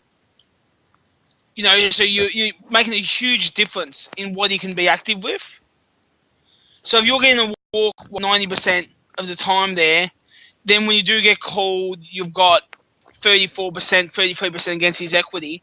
So you're still winning, 1 in 3, so you say 3%, you're winning 93% of hands there, 90% of the time you're getting a walk, you're being gained to 21 bigs.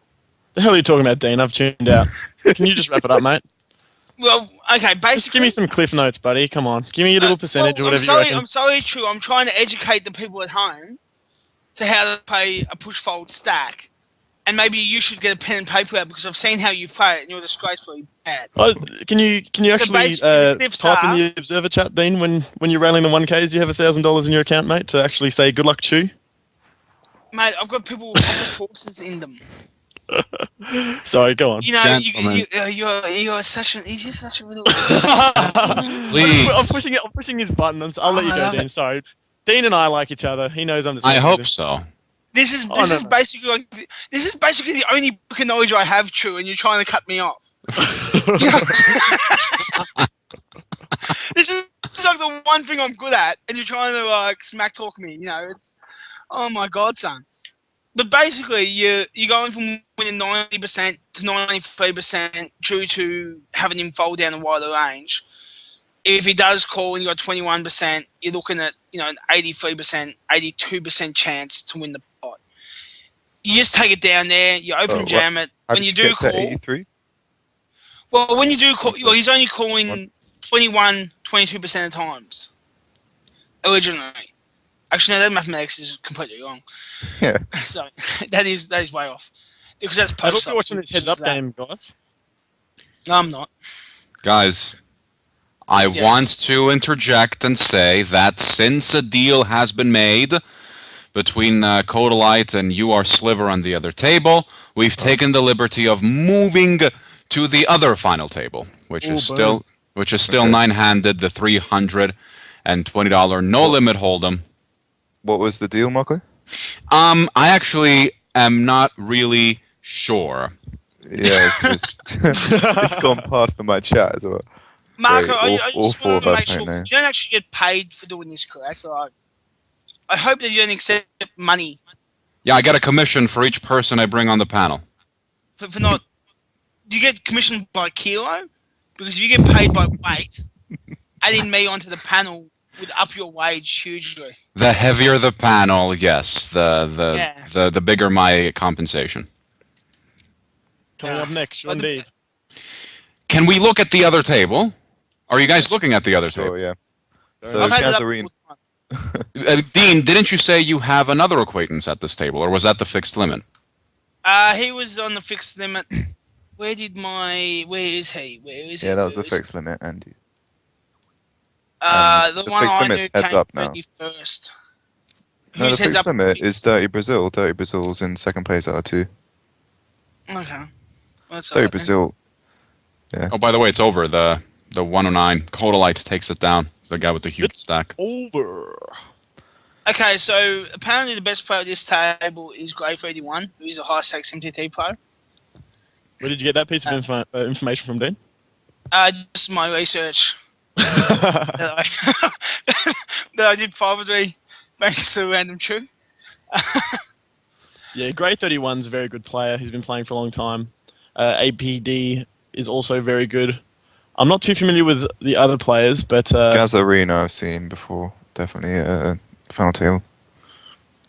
but yeah, Grey's probably favourite to win it from this position. He does also have a position on APD, which is going to be very helpful for him. Pickled Egg just made quite a sick 3-barrel cooldown with just third pair over Gamble Nicky. Just before this. With the oldie Queen 7. Let's have a look at that. Yeah, it's a first whole stack. It's probably not that good to be defending Queen 7 there with his stack size especially. Yeah. He doesn't seem that experienced. I think he just picked up the flush draw on the turn and, well, he just wanted to call the turn. Yeah. And then just decides to privileged. guess and call the river. And, I mean, he was good, so Yeah. you got to give him congratulations when he makes the call. It's a very tough one and he got it right, but it's a questionable hand. Yeah. Queen 7's going to be pretty dominated there, right? That's correct. Chat Guru Debbie is reporting 113,000 for your sliver or silver and Kodalite 140 clams. Mm. A lot of clams there, Marco. The clams, Lot of Stefan. cheeseburgers.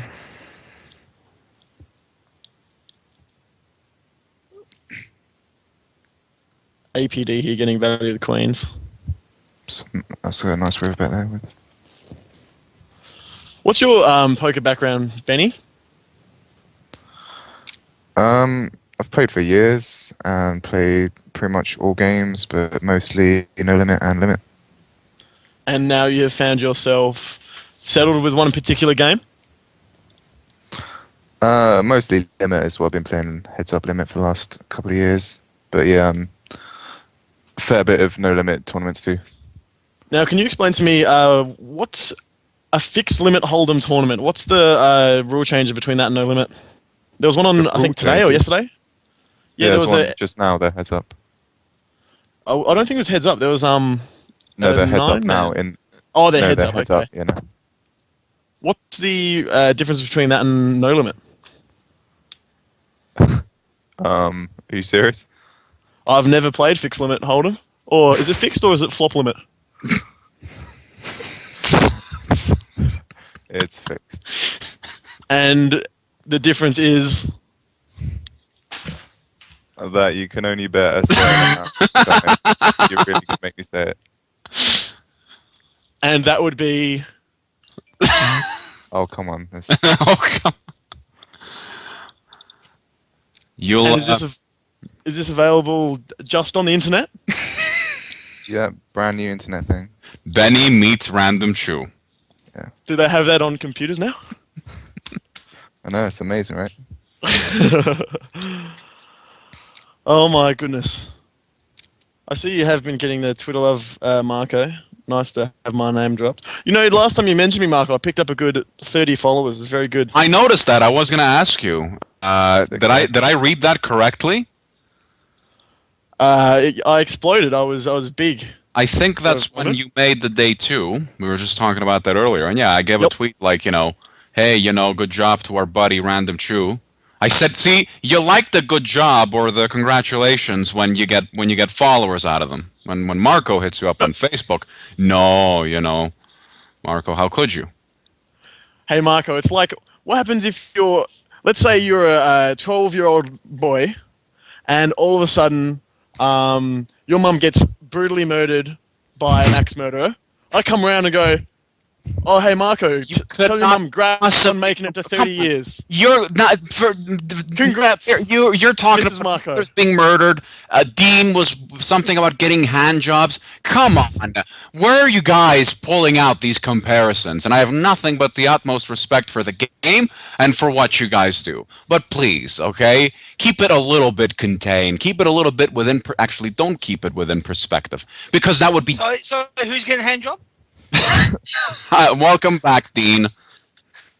Nothing. But Sorry, I'm just a house husband these days. I had to put the roast dinner into the oven. That's quite all right. Sometimes I wish I could put my head in the oven. But I think Zach wants us to go back to this final table. Just so we know that the smallest 2 stacks here are 22 big blinds, or 20. Sorry. With the biggest small 3-bet being here. just over 60. No, so the biggest isn't Grey. Who's the chip leader? APD. Yeah, APD. Yeah, the chip leader is APD. This is very With interesting. nearly 100. Oh, we have a 4-bet shove.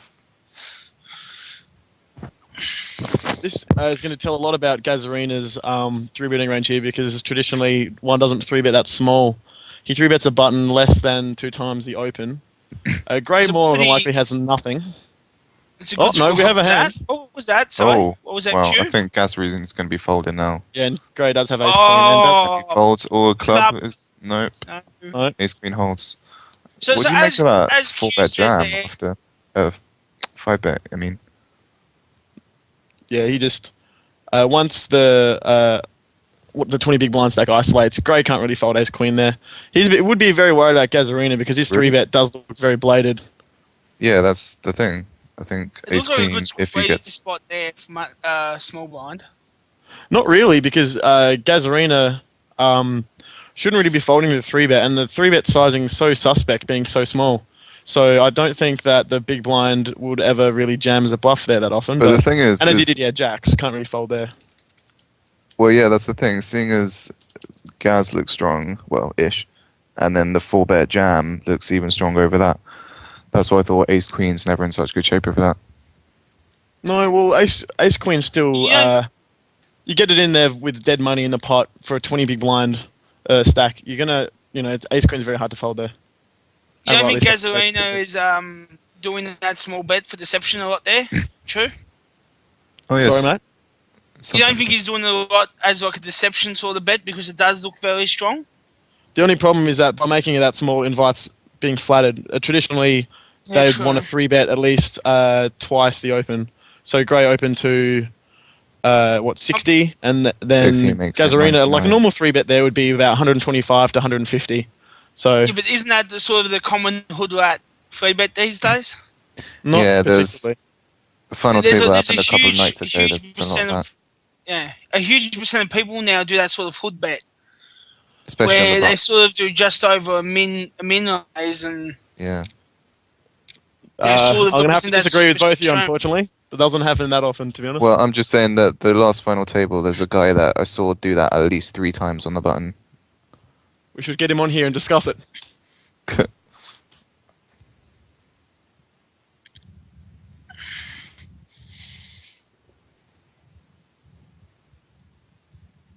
Well, maybe if we did, maybe if we did get him on to discuss, someone would talk.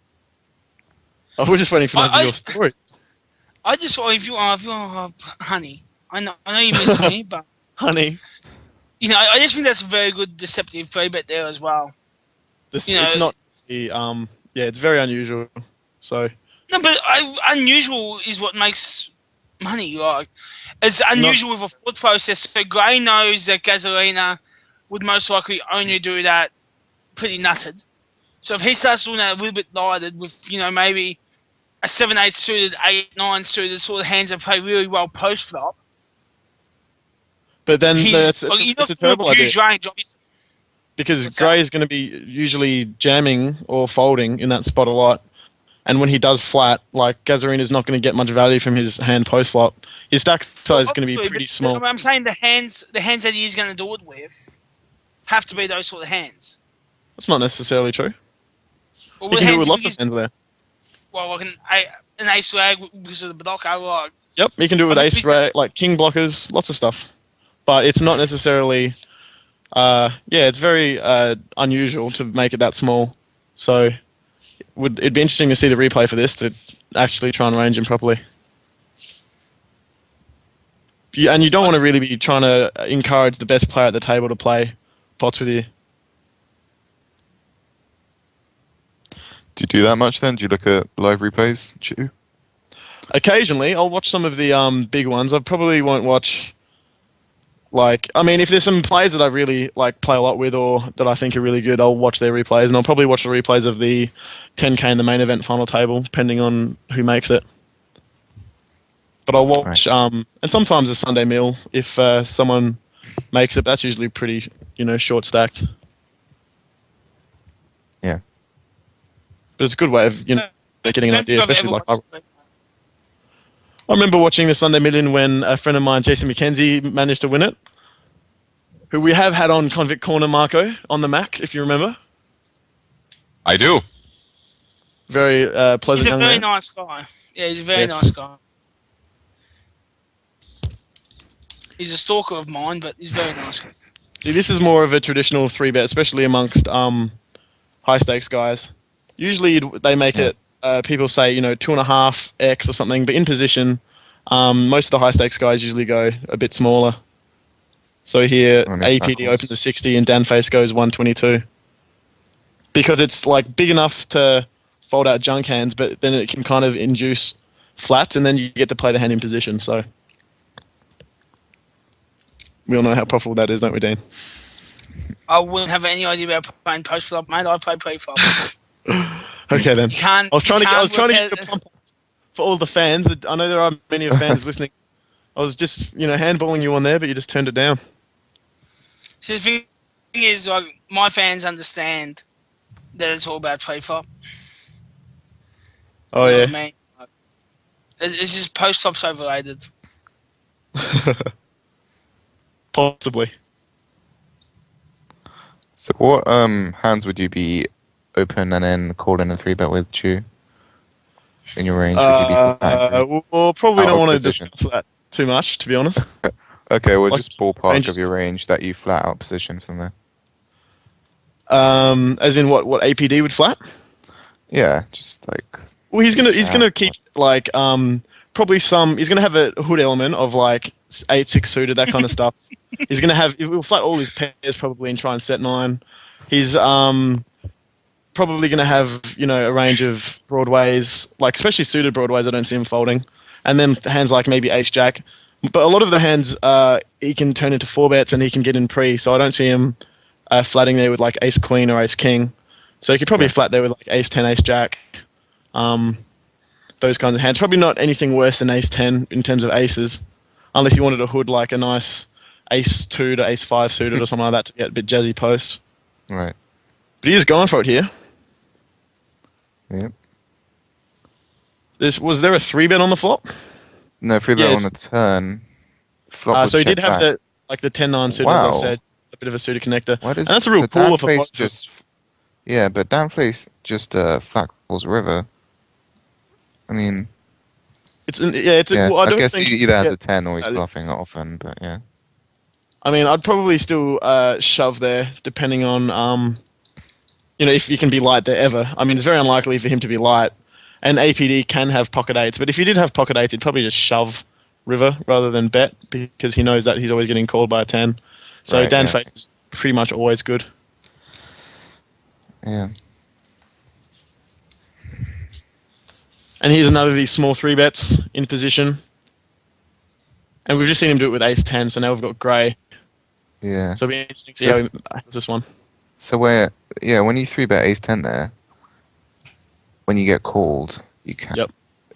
You're likely to be dominated there, right? Or well, not likely, but not really, not by ace x hands, because you'd think that ace queen is probably just going to get it in pre-flop. So you're really only worried about ace jack. And when you 3-bet a hand like ace 10, you can keep in those hands like, I mean, he flatted there with 10-8 suited, or 10-9 suited. So you get to play a dominated range in position, which is always going to be profitable. Jack 10, queen 10. We boring you, Dean? Oh, just hearing you talk absolute nonsense is just so exciting. How do you play post flop, Dean? Oh, I like this shove it hand. away. I'm just gonna call. I should be alright, mate. Oh, look, I thought one of those things. I know as much about post flop as I do birth control. So I don't get it. think I want any more. by the way, Anything- Dean, dirty. It's disgusting with you, Dean. what's that, dirty sorry? Brazil's. Oh, Well, I was going to let you talk, but anyway, yeah, Dirty Brazil's gone from way the short stack to a huge chip leader in the limit, and the other guy's down to. In 9 hours' time, we can talk about that. No, the guy's down to half a small blind now, so he's all in. So it'll probably still take an hour, being limit. What with half a big bet? Yeah, Yeah. is that a new kind of poker? Is it limit? Yeah. Wow, guy just. I'm pretty sure my grandfather used to play it. Oh, it sounds boring. I think I've actually played it once before. Speaking of fun games, Mr. Chu, do you play It's over. Dirty any Brazil Manila? won it. Do I play Manila? Was that the question? Yes, sir. And let's just see how this hand turns out. So, seeing as you're out of position, aren't you going to be making your 3-bet a bit bigger? Yeah, but if you look at Gazarina's stack, he's 20 big blinds behind, so he's only really Alright. pushing or folding most of the time. So you don't really need to make your 3-bet that big. Yeah. So I mean, you he's second hate to be smallest flat stack. here with Gaz's stack. Yeah, he shouldn't really be flatting with much. And as he shoves, and APD can definitely Shoves fold here. If and he wanted to. calls. Yeah, that's a fine shove. He'll live a king, which doesn't help him No. anymore. Ace Queen holds. I think that's a pretty good Good raise game, shove Gav. there. I'd probably shove there just because APD is going to be light there a lot. Because it actually looks really strong, him 3-betting that spot against that stack. But he's also can do that and fold because, I mean, he realizes how strong he looks. So it's going to be fine to jam there. I mean, you I don't mean- always have to lead jam a 22. What was it? 22 effective stack. So Well, you I'll open the button with 20 big blinds into an aggressive, bigger stack. There's a good chance he's going to be 3-betting you light there. Well, he had 22 bigs, not 20, which makes a huge mathematical difference. Not really, actually. It makes pretty much zero difference to his range. No, but it allows him to free bet fold a lot more. APD can do that to 20 big blind stack as well. That's what I'm saying. You can sit there, yeah, but you're not going to be doing as much to an 18, 20 big blind stack now, are you? Well, we're going to 18 now, 22 are we? makes a difference. No, but I'm saying from 18 to 20, it's going to be a lot of difference between 22 plus. I wouldn't think there's much difference. But I may be wrong, Dean. You may have it better than me. That's why you suck at Seriously, folks, For a moment, it looked like a decent and respectful conversation, and then it had to go there. When it comes to strategy, I try and keep it a little bit respectful. But Dean doesn't. Have you read my well at all, Mr. Chu? Did you read the story where I made a a well horse to cry? Yeah, I've got a. Shut up, Chu. I've got a well in the MTTC, which basically I wrote in my life story. That's I've got a publisher trying to get a book written at the moment. Basically talking about going from being a drug addict to a poker star. have you spoke before, Dean? Oh, just once or twice, sir. Wouldn't have picked that one. I only did 5 visits to rehab. You seem quite stable, though. 5 visits. Stand-up guy. Oh, these days. Shut the fuck up. I'm going to kill you. But anyway, I told the story of a horse of mine, Mighty Ducks, who shipped the 215 second chance for the turbo, the 320 turbo, where I told him that he was not only disappointed in me, but his wife, his children, and himself. And he started crying on air, like, as I was doing the coaching session. So, yeah, I haven't been known to mince my words. Interesting. Which is pretty important, True, because you can't hold back. You sit there and try and be politically correct and kiss everyone's ass and be a nice guy. But didn't you just say I was a massive jerk and a douche, and now you're saying that I'm politically correct, I'm a nice guy? What a flip! I think we all know. I don't think I've ever been described as politically correct or a nice guy. Yeah, that was even weird. my mother thinks I'm a nice guy. She was good at dinner the other night, though. I enjoyed taking her. She died. Doesn't bother me. I'll dig her up. She died of laughter. She saw a picture of you, Dane. And this is you guys now. I can only imagine, like in grade school or middle school, what you guys might have been like. My maturity is actually inverse, so the older I get, the more immature. All in! We have a shove, and Whiska's probably going to be... She's linked. Wow. Yeah, like him just calling there is pretty weak, pretty exploitable. Pretty transparent, right? Yeah. Yeah, he's not that good of a player, unfortunately, for the fella, but he has made it this far, so congratulations to him. He's made it further than you did. I'm sure you entered this event, and you're not I here. did enter, and unfortunately no dice. But you're not here, so obviously he's better than you are. He must be. No, if that's... Oh, my fucking... Yes? Oh, this is the sort of play I'd expect Marco to do. The kind of what? This is what I would expect you to do. Wow, wait. Look at Whisker flatting here. That's what I'm saying. That's horrible. fuck 8 gigs. It's a very unconventional flat. Well, let's put it that way. Unconventional is pretty complimentary, really. It's a Marco. A Marco flat. Oh, it's a mark. Oh, you're ridiculing me. I get it now. Yeah. Sorry, Dina. I can only understand about 60% of the things you say. That's okay. I only understand about 35% of the stuff I say. There you go. A Marco call. That's pretty funny. Uh-oh. It took you 15 minutes to laugh. This is an interesting raise from Danface. I'm not sure exactly what he's trying to rep here. I think he's just trying to take control of the pot. I'm not sure if raising a king here is necessarily a standard thing to do. He can just flatten and rep. He just clicks it back here. Makes it like 3-6-6. I don't know. I think he probably he seems to be somewhat betting for value. Just getting information. Like the Danface raise is interesting. I think the dynamic of having the short stack of Wixar in there is probably what induced him to raise and just cover him. Right. Yeah. because he wants to raise it so Wixar can't then re-raise and then leave Grey with the option of coming over the top. So for those of you out there listening, flatting with 8 bigs is a great move. Flat fold, just do it often. Anytime you're at my tables, flat with those 8 bigs and then just lay it down. It's by far the best play. Solid. Yeah, well, Chew, did you see Dan Face is flat in the big blind with Ace King from the undergun +1 raise? Do you think flat in there is pretty standard? Never. I doubt I'd ever flat there. It's like pretty much a 3-bet every time. Flatting there is really weak, so. Yeah. Every time. I mean, because if you're going to be able to have a bluffing range 3-betting there, you have to have a value range, and Ace King's definitely going to be in there. So Yeah. it's just obviously. Odd. So yeah, I mean, even over undergun +1, that's still. Oh yeah, standard, like I mean, when you play aggressive final tables, there are times when you're just happy to get in 80 big blinds with like Ace Queen, you know. Yeah. So that like Ace King is definitely 3-bet there. Plus, you also allow him to flat dominated hands, and then playing Ace King out of position does kind of suck, and at least you gain initiative when you play the pot. We have an Ace 8 versus King Jack. King hits. King Jack. Grey does hold. Damn. King holds. Boom goes the dynamite. Good game, Wixar. But would So you we're down to 7 people now. 6, sorry, if I could count. Yes, correct, Dean. 6. Oh, thanks, Dad. With the Ace King, if you flat there pre-flop, would you be check raising there the flop quite a lot? Well, it just depends on the flop texture, obviously.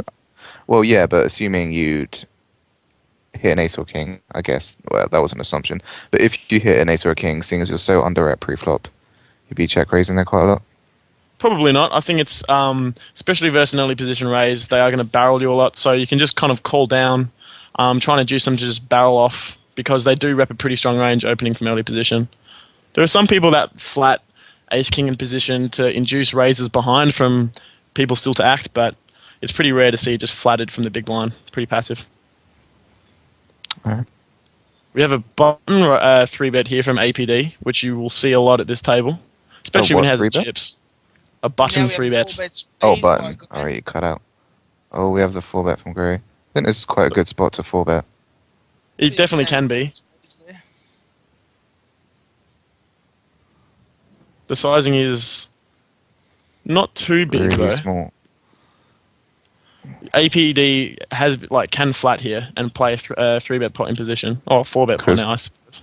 Because it puts Gray in quite an awkward position post-flop, right? Yeah, it's very awkward for him, and there's a big, ICM factor for Gray. He doesn't want to stack off too light. But he folds, so... Benny, I've just got one important question that I want to know from, someone from the UK. Now, Adidas tracksuit pants. Does it give you just the best scratch there is, or is that just an Australian phase? I can't say from experience. I did an 8-hour drive yesterday in Adidas tracksuit pants. I'll tell you what, I had the best scratch of my life. Now, I've basically been wondering if the scratch is the same for us MTT guys as it is for them with poker players. Yeah, can't really comment on that, I'm afraid. Poor Benny. This is his first night, too, doing this thing. How do you liking it so far, Benny? Hey, guys, we have some action here. That looks like you guys might... Yeah. This is the second cold 4-bet in a row by Gray, so it can be like many levels in this. He can just think, they're always going to give me credit because it's the second time, so they're going to think I'm super strong because no idiot would do it twice in a row light. Right. Or he could just be doing it for value, actually have a value hand this time. And obviously it works again. Gray's very good player. Nearly as good it's been a lot of fun, Marco. Especially with Dean. I know, right? It's getting really... We have to be thankful to Benny. Well, I'm thankful to everyone on this panel, but Benny especially because it's quite late. Or getting quite early, actually, over there in the UK. Yeah. So. It's 5 p.m. here, to be fair. To 8 a.m. It's 5 p.m. here, to be fair. Right. What? Yeah. 4:20 here, actually, in Adelaide. And I do feel sorry for Benny, Marco. I don't know why you decided to just chuck him in the deep end with Dean. I would have thought for his first time, you might have been nice and given him like someone like MJW, someone who's somewhat pleasant. The deep end with Dean. I like that very much. Here we go. Aces versus Jacks. This is standard. This is a pretty big caller. Boom!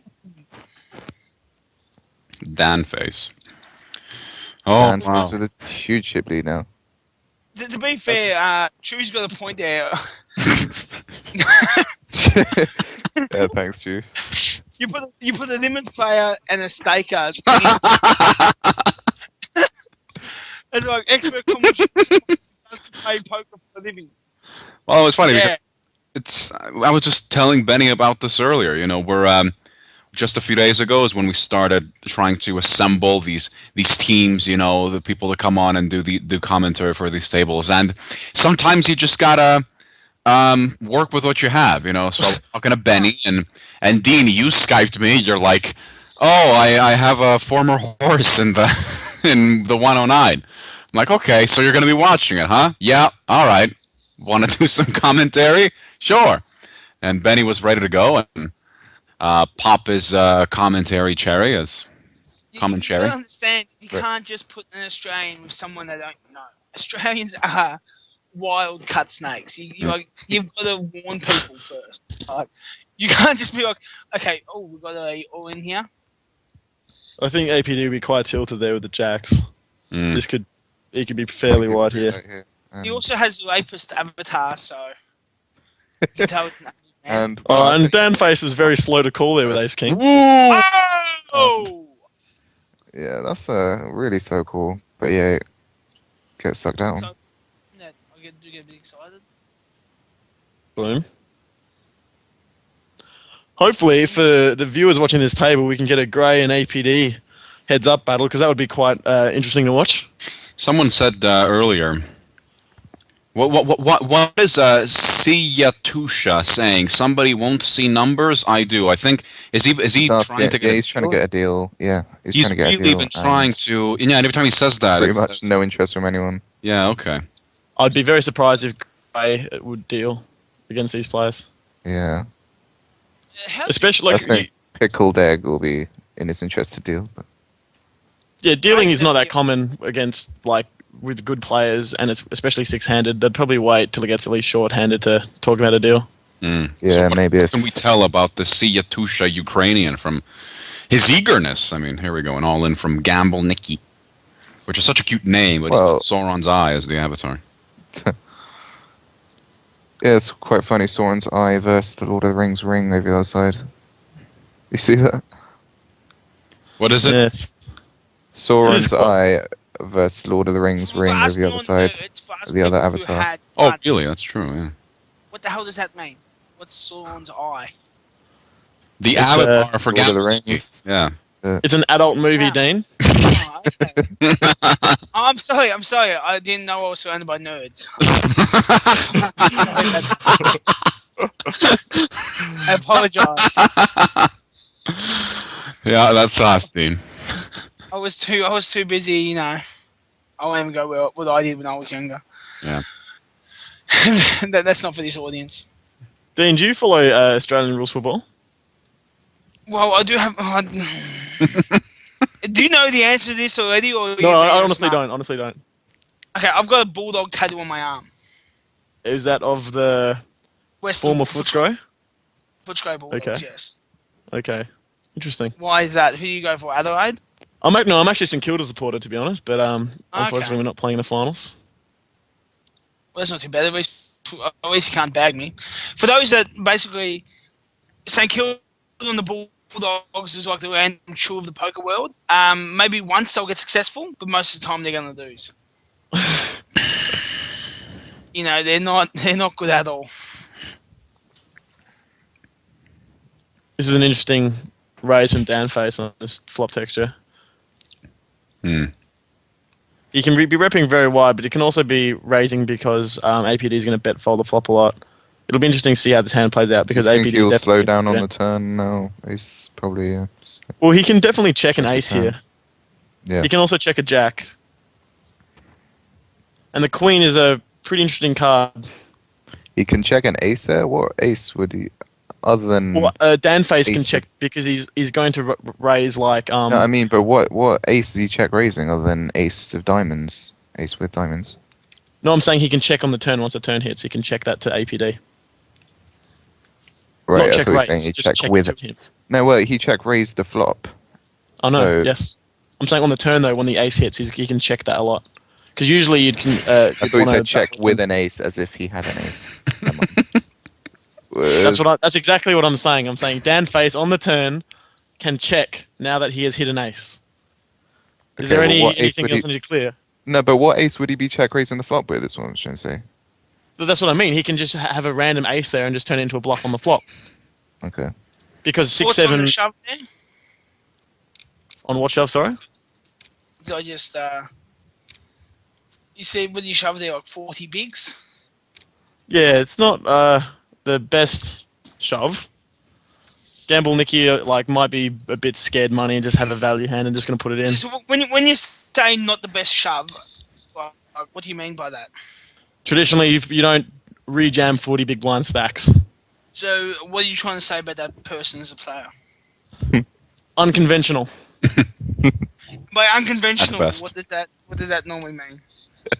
Yeah, at best. He did something that you don't see that often amongst I think he's giving you the old "what's limit hold'em" treatment, Stephen. You know. You know, so I just want to know what exactly do you mean, True? Like, what are you trying to say about him as a poker player? Are you trying to say like that his he's avatar. good? Dean's clearly just trying to get you to talk shit. I think Danfris. I think that's. I think isn't that an avatar for Juventus, the Italian soccer team? I think It's that's Newcastle. Oh, Newcastle. Okay, my bad. Newcastle United. Because he's in the Support them UK. well. Oh yeah. Yes. Apologies, both Juventus is also black and white colors. They are. Yeah, My mistake. very well known for their horses and stuff as well, isn't that right, Marco? Is that correct? No. Are those two horses hugging the shield over there, Probably holding it up, I'd say, or leaning on it, or they just crashed into it on both sides? Can we confirm they're horses? They could be seahorses. I really should know this.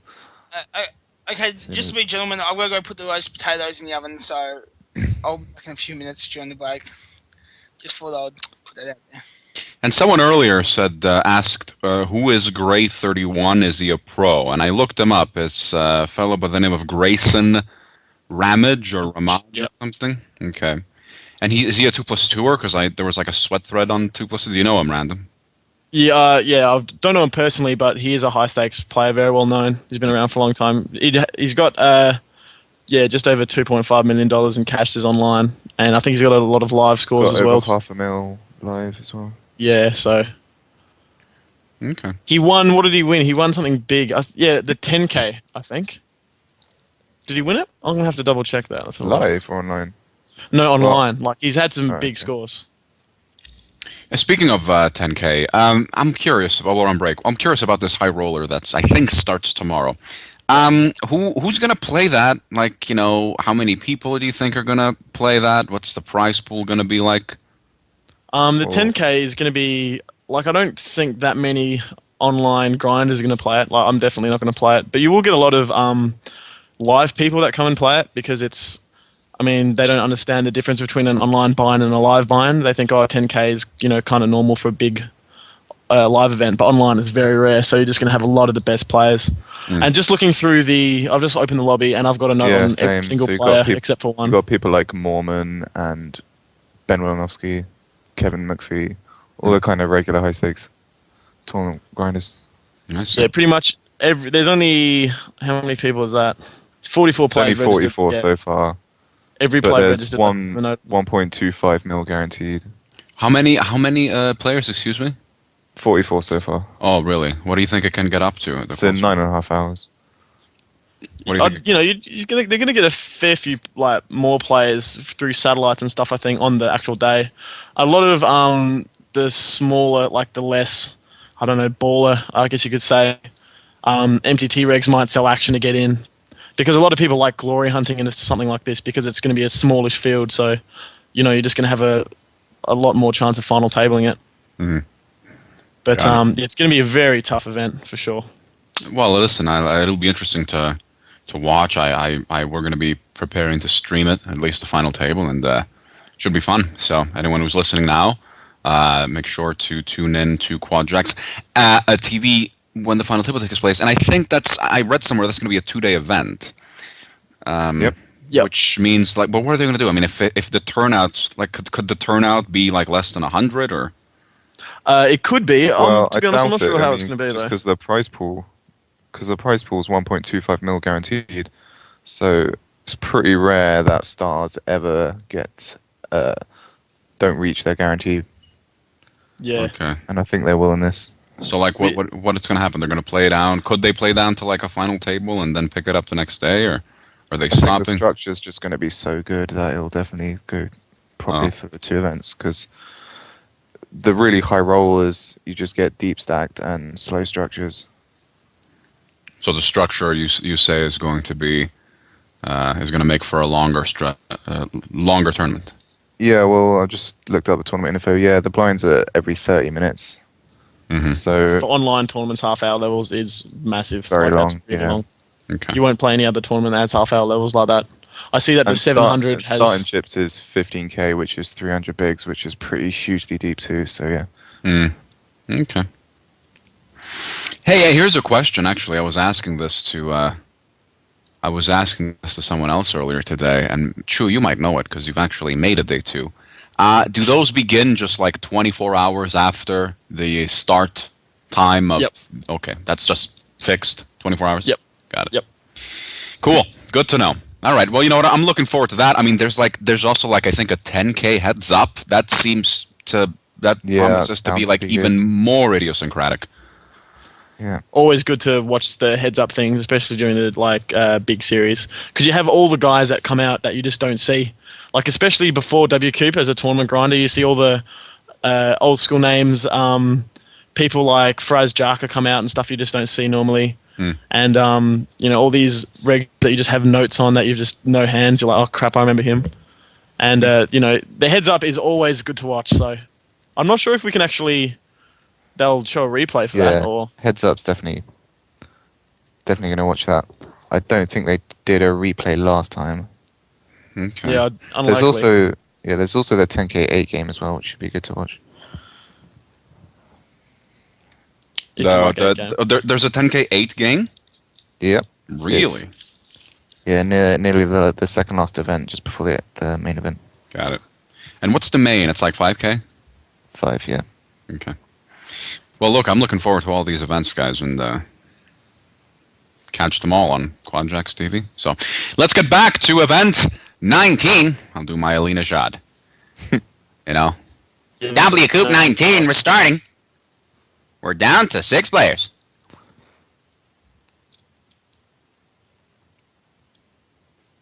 Right, so we have a 4-bet jam. A 4-bet jam by Pickled Egg. And Sauron is tanking. What have we seen from Pickled Egg? Why do I feel this is the first time I'm actually noticing that name? Has he been quiet? He's been very quiet. The only noticeable hand he played was before you put this table on air, really. So, wow. Yeah, it's been pretty tight. So what can we tell from a 4-bet jam like that? That he's going to be pretty strong. I assume, especially because he seems a bit inexperienced, so I don't think he's going to be doing that light, or maybe not capable of doing that. He should have been very strong there, especially seeing we've seen Gamble Nicky just reshove 40 big blinds, so maybe he's not going to be 3-betting as light as you'd think. Okay. 3-bet? All right. Who's the flush here, Chu? Who do you like out of these guys? Definitely Gray, 31's the favourite, I think. Danface has the chip advantage, so that's obviously going to work in his favour, but if Gray can get heads up with a similar stack, I would say he'd be the favourite. Yes, but, one player does have doing to them all. That's true. Did you have a lot of potatoes? Do you know that what that is now, Dean? What's that? So do you know what that is then now? After you... Well, I'm more of a Harry Potter fan, to be honest. I'm more, hey, experience. Interesting. Basically, I know the ring because of that weird-looking dude that crawls around, Got it. Ah, precious. Yeah, that one. That was a good impression. Very good. He sort of attacks the ring like random chew every time he sees a woman. I told you, mate. I've sworn off women for the next 2 weeks. They've sworn off you for the last 15 years, 20 years, so... Ends up. More or less. True. How's Matt doing? Matthew, cares about I Matt? feel very sorry for him because he's been taking a few hits from the variance monster. But he's a very good player.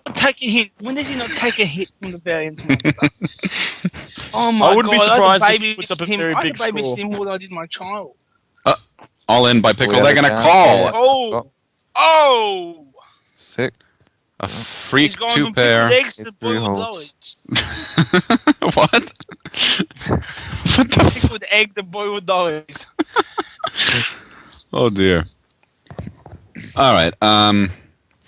There you go. It's quite odd. Well, how that that's hand a played out. crazy huge jam.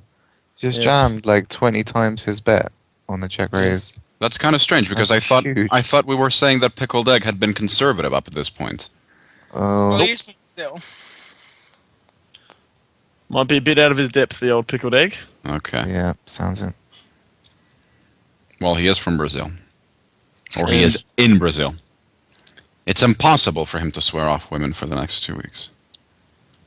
Dun dun He dun seems dun a dun. bit scrambled now.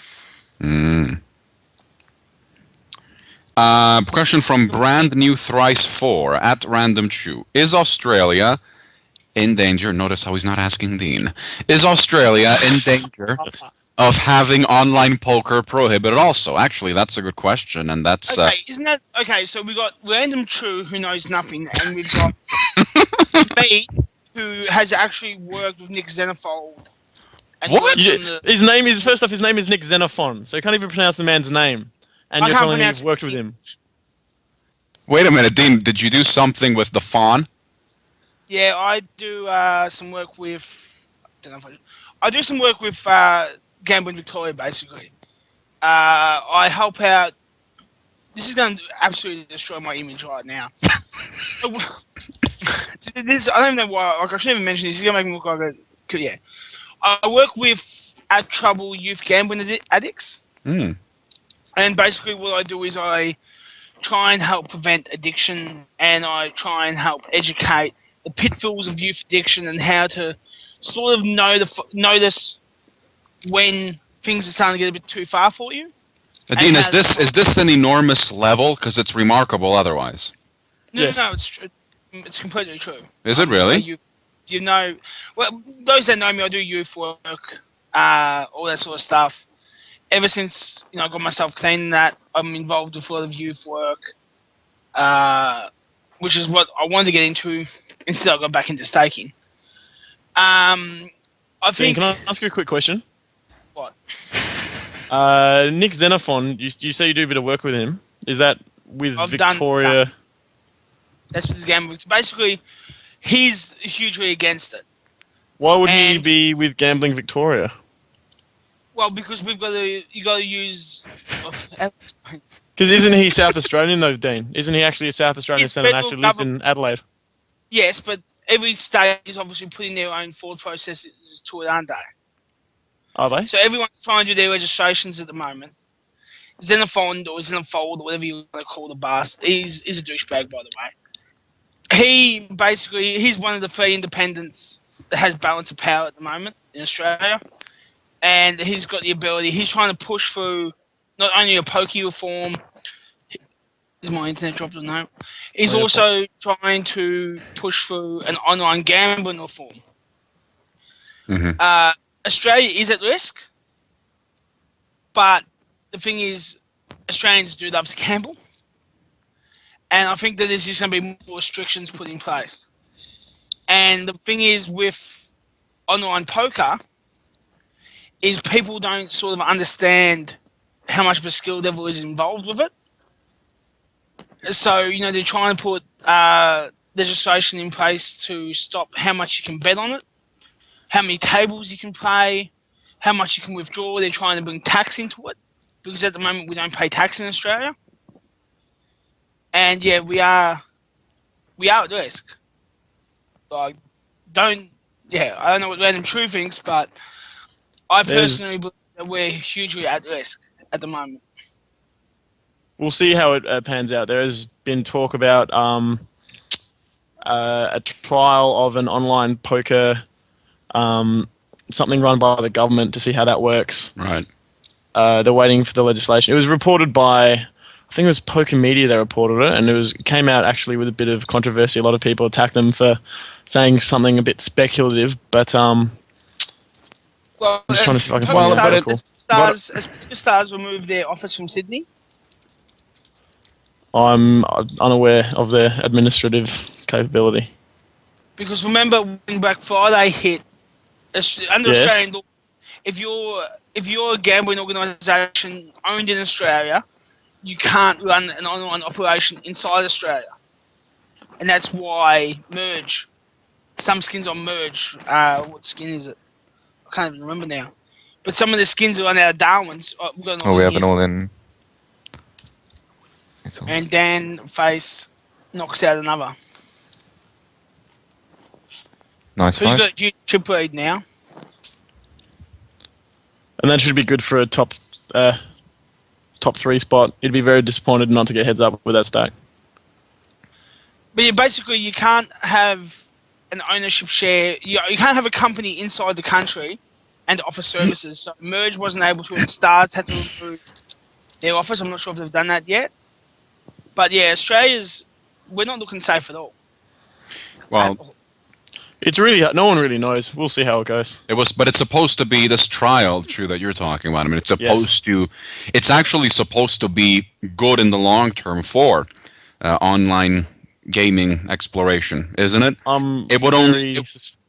No, I was going to say I'm very suspect of any kind of government agency, because you've got to understand that none of these guys really understand like the poker economy or how it actually works. They're just really interested. That's why they need True to advise. I mean it though. I'm being serious. I mean, could you not, take more, assume more of a presence in the ongoing. You would think, as a host of Convict Corner, he should be the leader in the community. You would think basically he has It's funny because to people to look after us, but obviously Random True has not cared at all about us. Very selfish, mate. Himself. Actually, a funny story. Months ago, QuadJacks actually reached out to Senator Xenophon, and I was even in contact with his office for a while. And one of his aides was actually very willing to.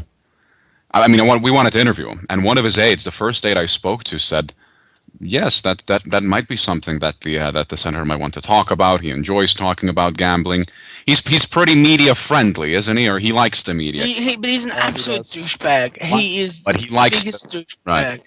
But the first aide was going to be okay, and then I spoke to someone else who said, "Not at this time." So I guess they. I mean, the thing that he pushes is that gambling's bad. Now, what people need to understand is that gambling isn't bad, alcohol's not bad, drugs isn't bad, all this sort of stuff. I don't believe that's bad. It's addiction that is the problem. So instead of trying to ban something, you should educate people. No, but I wouldn't say heroin's that beneficial. Well, it is, because it was being used as a medicine before, hasn't it? And what, is it still being used as medicine, is it? Heroin? Got a headache. Let's get some heroin. I don't know, you're the expert on heroin. You can tell us, You Please, mate, I live a clean and sober life, I do. But you understand what I'm saying? Like, addiction is the issue. Yes, fair. So instead of going and banning Pokerstars in Australia, why not increase the education in schools about understanding, okay, if this takes over negative impact in your life, you have to learn to see the trigger signs. Now, they're giving them no education at all on addiction in schools. but they want to ban something. As soon as it gets banned, 17, 16-year-olds are going to think themselves, oh, why is this banned? I want to do it now. It's just, the natural way of things. So they're going completely the wrong way, and that's because none of them have suffered an addiction, and none of them it's more understand than that, just that what it's though, actually Dean. about. That's just my 2 cents. There's Well, also explain yourself. there's also an economic component of it because, I mean, the economy is been shrinking up, especially in Australia with a lot of like the mining stuff moving offshore and a lot of people pulling out that they do need to like generate extra income for the budget and stuff. And I mean, online gaming is definitely something they can try and come after. Well, obviously they try and tax. Well, I don't know about you, but they try and tax my gambling winnings. I'm moving country. Luckily for me, I only play as a hobby and not as a on your profession. stake as a hobby. Oh. Yes. Well, to conclude, I think the point though is that like if you might get online gaming, like you might get government-approved online gaming and online poker in Australia, but yes, true, like you say, it would be the government who would run it, and that's what I think you're suspicious about. But the government taking over essentially would mean the expulsion of something like Pokerstars, even. Isn't that correct? We don't have enough people. We don't have enough people to have our own site. No. We don't have the economy to have our own site. It wouldn't work. Nope. I mean, sure, MJW would make a lot of money at the start. Maybe I wouldn't put that in just yet. Might even break even. Might even break even. Oh, that's funny. Fast. It wouldn't work. We'll have to see. Let's get back to this table. We are down to 5. What's that? This is an interesting hand. We got a pretty big hand here. Tell us about it, Benny. Well, gamble Nicky flat pre-flop and then check raise the flop, just the min check raise, and he bets pretty small a turn. Would you be flatting an overpair here if you were with Gray? Oh, we have a reshove. Gamble Nicky's really and snap folds. Wow. I think when Gray raises that again on the turn, he can have a lot of draws as well. So trying to get Gamble Nicky to just fold out like 1 pair hands. Right. But yeah, if you were with Gray there, would you just be flat calling an overpair? Because he just bets the turn so small, like 35%. I mean, I'd probably. It's interesting. You kind of have to have a read to see what Gamble Nicky's capable of, so you can't really say to any kind of certainty. But you can definitely raise an overpair there if he's just raising small to try and, like, if he thinks he's just got like a hand like Ace Jack and he can get value from. You can also get more value from draws, like the 10 there puts a flush draw out there, and hands like King Queen, 8x, 9x all have draws now, so he wants to get value from it somehow. Right. Any idea of what he'd be flatting the flop with? Raise, snap, fold in a turn? Let me have a look at how the hand plays out. Oh, what Gamble Nicky would have, or what Gray would have? What Gray would have. I mean, Gamble Nicky, I'd assume something like Jack 10 there. Yeah, I think he does rep a hand like Jack 10 or sets, or like even worse 2 pair. He could just be a real boss and just have like turned a gin card with something like King Queen of Hearts or Ace 8 of Hearts or something, and just not believe him and go for it. Yeah, and any idea about Gray? Pretty. I mean, I think Gray is just going to have some kind of float on the flop that picks up equity on the turn, and he's just trying to get him to fold like a 1 pair hand. All those Right, so if you want to try and get him to fold his jack on the river, maybe if you continue bluffing the river. Well, he can raise it, and then he can also get there, or he can hit like a really nice overcard and bluff him off. There's lots of things, like ways you can get him to fold. Yeah, scary rivers too, yeah. And I mean, I'm pretty sure Gray knows where he's in the hand. This is interesting. Well, we have another 4 bet, so Tusha hasn't really 3 bet that much. And this is... It is button versus big blind, so you do expect him to have a bit higher 3-betting frequency. Yeah. And 4 bet gets through. Gray's been very active. So Mr. True, asking you a technical question for a change. With pickled egg small stack here, how much would You're that pretty change? quiet. Sorry, say again, Dean? Dean, speak up. With pickled eggs, Just trying to make sure you can hear me. Okay. Pickled Egg's small stack here, how does this change the dynamics for the other guys? Like, what's the big shift you would make Oh, with a 10 real big question. blind stack going on? How would I change how I'm playing with a 10 big blind stack, or how would I play if I was with the pickled egg? others. The other players changing due to having that small stack around them. Well, they don't really want to double him up that much. They're probably, like, a lot of these guys, like this Siatusha guy and Gamble Nicky, probably just want him to bust to get the pay jump. So they might be a bit tighter. People like Gray, who is going to be very aggressive, can just really put the hammer down and have a lot of fold equity because they want to make sure Pickled Egg, bust out before they bust out, so they get a pay jump. Pickled Egg, I'd assume, would probably shove 73% of hands in that spot, though. Solid assumption. You're a very smart man, aren't you? Slightly But, witty. Maybe one day I'll give you a session. I would play. very much like it. I would love to endure a Dean session. Do you think this I've got would be a good I've got 4-bet coaching spot sessions now? tomorrow, so you can come join. Yeah, now that What- Gray's just 4-bet again, do you think it'll be a good spot for Siatusha to 4-bet here? No, Gray's 3-betting. Well, it's just a 3-bet, and it's so many levels to read into this. Like, Gray can be taking the spot thinking, oh, he's not going to think I'm light because I've just, I'm doing it again. But it really puts the pressure on him with this short stack. Is he really going to... And this clickback here is really He does interesting. 4-bet. I'd be very surprised. Like, I think Gray will probably just jam a lot. Because Siatusha is going to be conscious of this short stack, and they're probably just going to jam people like, hands like Ace King. So I wouldn't be surprised if Gray just doesn't believe him and just jams here. We'll see. So, Siatusha's obviously committed quite a lot of his stack, but... He can still definitely fold here. Yeah. Oh, and There you go, and Gray does go over. And look at the sizing also. It makes it... So it's... Yeah, he's committing to him, so Gray Gray's not... can't I fold doubt from Gray's there. folding from here. He can't fold here, can he? Well, you'd be very unlikely. And there's the jam, and wow. There it is. Wow. Oh, my God. Oh, and Wow, holy... wow. Wow, that's amazing.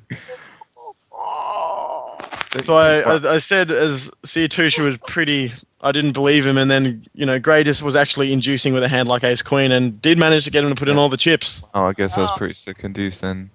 So, very well played by Gray, just unlucky not to hold. Oh, can you imagine if he has a wife? Imagine how much Yeah, he's so- been up. But when Gray commits himself with them basically min 5-bet, do you think kind of sending signals for Siatusha to give up? It does, but he can also be doing that with weaker hands, trying to like look really strong.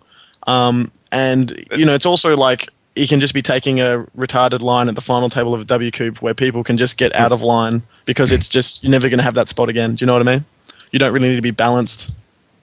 Right, yeah, okay. But just because Gray's never folding when he puts in 40%, 50%. Well, you would think not. Siatusha knows that. Yeah. I'm not sure. He just put in Jack 9 suited, so Fair play. That's what I'm saying. Like, if he doesn't have that sort of knowledge himself to know that he's never folding there, he might think, okay, well, this is a great spot. who knows, Dean? I can't really mind read, Well, that's my your friend. job. You're the expert, aren't you? Not a mind reader, mate. Aren't you the poker playing expert? I do play poker. Winnings of $14,000. 14,000. That's what I made today, mate. Come on. And that's my appearance fee on QuadJacks every time I come on. I'm still waiting for my payment. They told me they're going to send me a cookie, but A cookie? yeah, just one cookie. Just one cookie. I'm on a diet, thank you. Ace Double Jack hand, will win triple versus deck all in. eights. Wow, Gin card on a turn. Nice Boom double up. goes to dynamite. So now makes Gray the short stack, even though Pickled Egg only has 13 bigs. Wow, I bet you didn't see that coming, Chew. Interesting.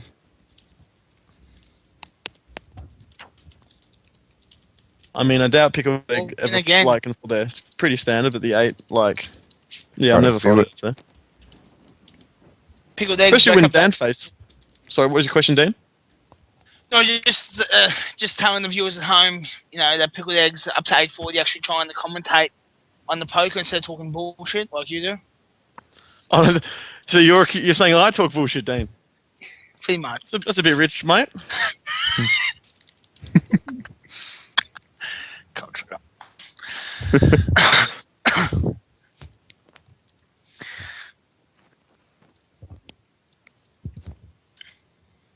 Come on, Dean. Let's hear a story, buddy. That was pretty interesting. Pickled egg timing again.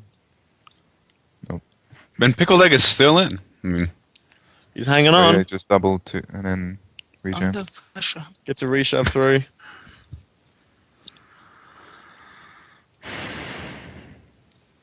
So if you're in Saratusha or like gamble Nicky spot and you had Grey on your left with 9 bigs, would you be tightening your opening range? Not really. I'd just be opening hands that, like, I wouldn't raise fold to him ever. And, I mean, Gray's not going to put it in, like, with junk, knowing that he's getting called a lot, so he kind of has to have a hand. So it's going to be frustrating for him. He kind of just has to wait till he gets a hand with a bit of equity and then just put it in and hope to pull up.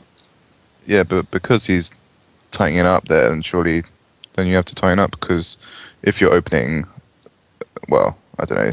Like well, if Gray's never not bluffing that often, he's just putting in hands with equity, then you can kind of, some people would open wider knowing that he can't really just shove random stuff. He kind of has to have a hand to shove.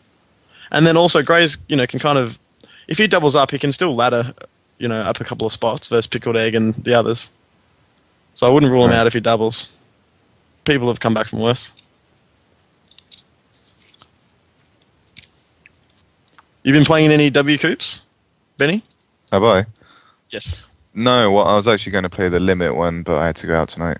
I'll probably try and play either the horse or the 8 game, though, or both. Is it a nice morning right now in Southampton, dear? It's actually very nice. Pretty amazing blue skies, to be honest, which is pretty shocking.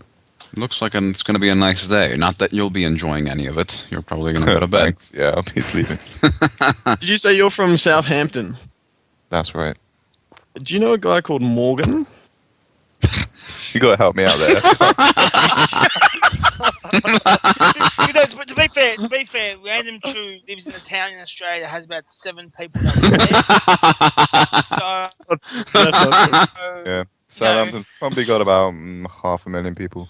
Adelaide, live in Adelaide. Adelaide's got, I think, 1.4 million. I went to Adelaide on the weekend. That was when Random True didn't come and have lunch or dinner with me. I went to his hometown this weekend, and the best thing about it was the highway exiting. It is just an absolute dive. It's a beautiful old town, Adelaide. I would prefer the steak, Dean Price, than live in Adelaide. Wait, maybe listen, maybe who's Morgan? Chu, is it a poker player? Maybe he and Benny. Oh, it happens to be the other one pommy Southampton guy I know, so I thought I'd say, do you know Morgan? What's a pommy? He's actually from. I think he's from Southampton. What is a pommy? It's an Australian shitty derogatory term for English. Really? It's not really derogatory. I don't think. Really? You wouldn't. It's never a compliment, is it? Ray's about to bust here, by the Ray way. is out. Oh, wow, he pinged the river. Oh! Gray hits the 2-outer on the river for a set of 4s. Ace Jack versus 4s. He's good. See how he played that river? Some solid 2-outing. He's out. Oh. Wow. Wow. Marco calling it too early. What? You were saying? You always finish too early, Marco. Oh yeah, I did say Gray is out, didn't I? My bad. Yeah. I like how Marco didn't hear that. What Dean just said. Never mind. Are you always premature, or just commentate? This sounds like another, sexual connotation there, Dan. Yes, I know what it means. Okay, like. Just want to put it on the table for everyone. Just. I wasn't born yesterday, Dean. I didn't think the program had to stop so that we could dwell on the joke that Dean just made on premature ejaculation. Oh, is that what it's about? Oh, gross. Sick. Oh, gross. Dean.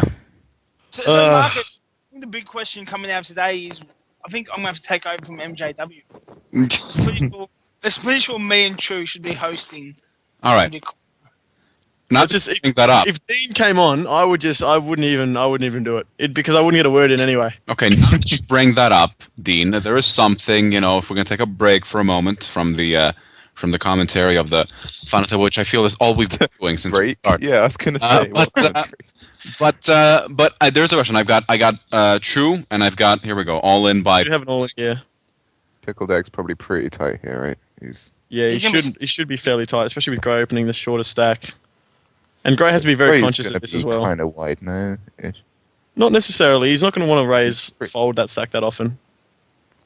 But he can sneak through. Like, you don't really see people raise folding that much with, like, under 15 bigs. He'd probably just open jam a lot. Okay, so I think that... I think mostly everybody in our chat will remember the original Convict Corner and the original lineup.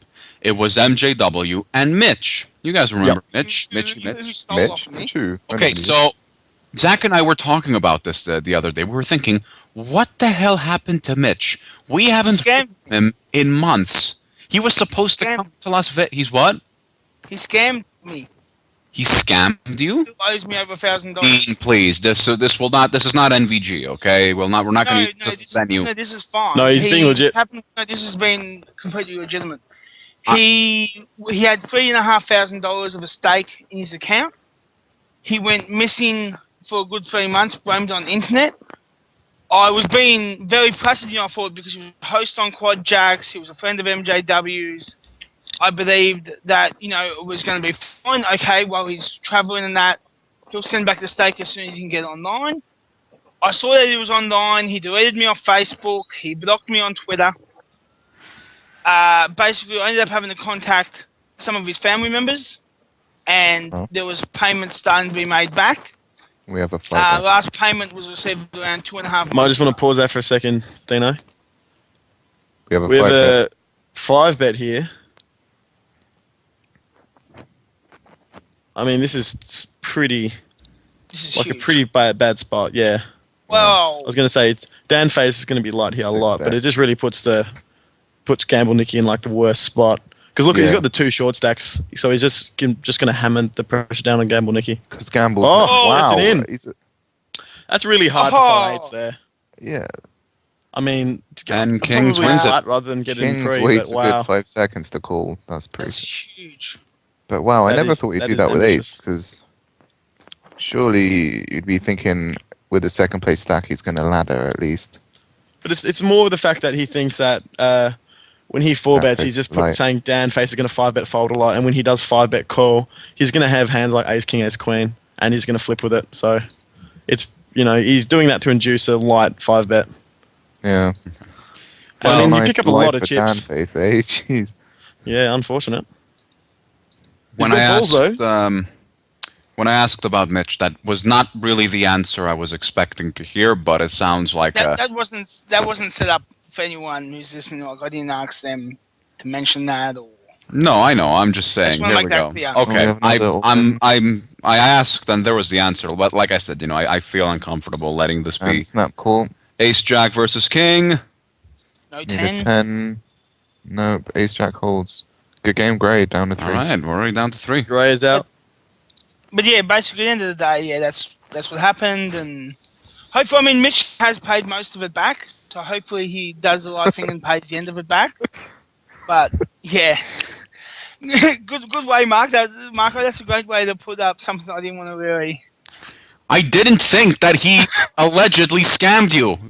I thought that you guys might know. I was worried. I was wondering if it was okay. You guys know. Mitch has been on this program a number of times. He was on anyway. That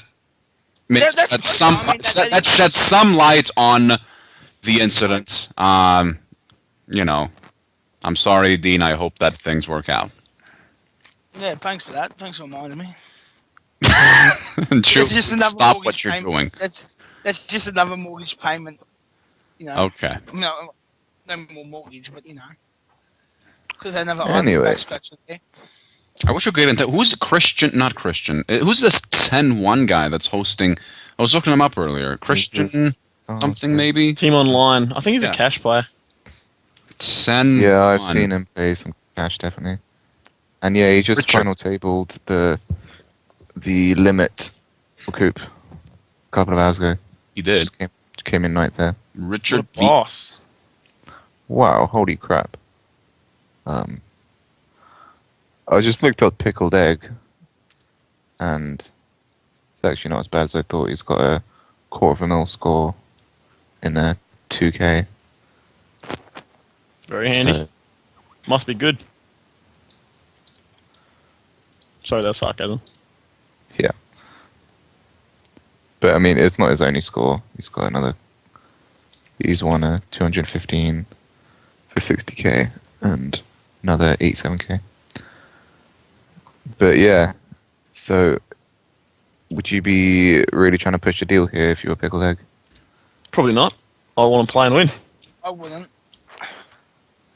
Dan Face is like, you're going to get heads up with Dan Face. That's pretty much it. And he's just got so many chips. He's got like 200 big blinds now. So any kind of deal is just going to really like just skew it to, you know, he's just going to pretty much get first place. Wow, but Dan Face is actually asking about the deal. Would you just never be dealing here if you were Dan Face? No, but it's beautiful. If he gets first prize money, then of course he's just going to be like, oh, beautiful.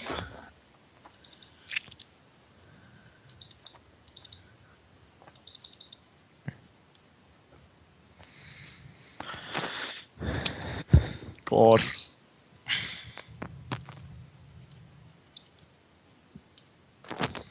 Alright, let's wrap it up, boys. Come on.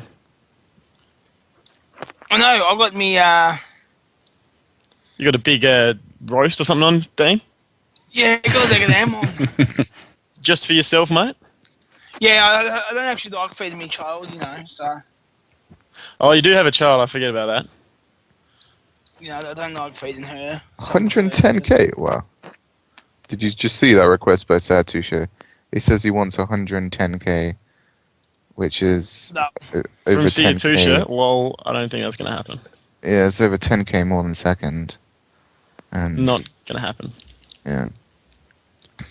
Yeah, deal's not going But down. Dan still says pause it in the info box, which seems kind of weird to me. As if Like you Dan, can't do that. interesting. What are you reckon Pickled's calling with there? It's probably about 73% of hands. Sen says, see, so I'm- you guys now forgot a word. Don't know what that means. I'd love to see a chip chop here. See how much a chip chop would give him. Yeah. Yeah, the chip shop should be pretty ridiculous. I mean, What would a chip chop give, like 170? 160? like he might actually get more than first place here, Dan Face, with a chip chop. No, he does. He gets like 170, 180. No, Yeah. but they still leave a bunch to play for, though, right? So Yeah, that's what I mean. It's like the chip chop will just give a ridiculous no, deal. you can't get more than first place. I know that. Yes, you can. Yeah, you No, can. no, Yeah, you no. can. I'm pretty You sure can. that's. Yeah, I'm you pretty can. done it sure before. Stars I've admin done it said that before. before. I'm pretty Yeah, sure you can- everyone's done a deal with more than first and will talk someone into it. Yeah, you can do it like I've done it three-handed and stuff, where two people just like, you know, don't want to finish third, so you just go, okay, I'll have this much plus this bit, and I'm like, all right, okay, cool. Really? That's to- Wow. Yeah, Yeah. they pay a premium, or you'll do something like you'll have. When you, I was going to say you have first prize locked up, and then you have money left over to play for, and then you win because you're the big stack, so you end up taking more than first. So it does happen. So Dan Face said that he wants 130, which is 2k less, and it's blatantly going to be more than 2k to play for. Yep. So so that's he not would get gonna like work. 145, which is, you know. Who has a phone from 1960? Thanks. Benny. Oh boy.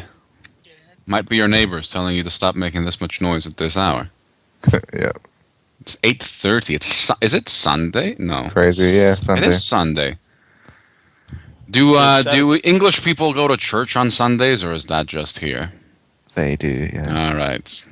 Obviously. Well. Huh? Well, yeah, not English people, always Catholic or Christian people. Yeah. Well, yeah, like the Anglicans. But yeah, do generally they would, yeah. Is that a Sunday? They do? Okay. Yeah. We banned church in Australia. Did you now? We have a big following of Trudeism. That's my religion. Patent pending. What?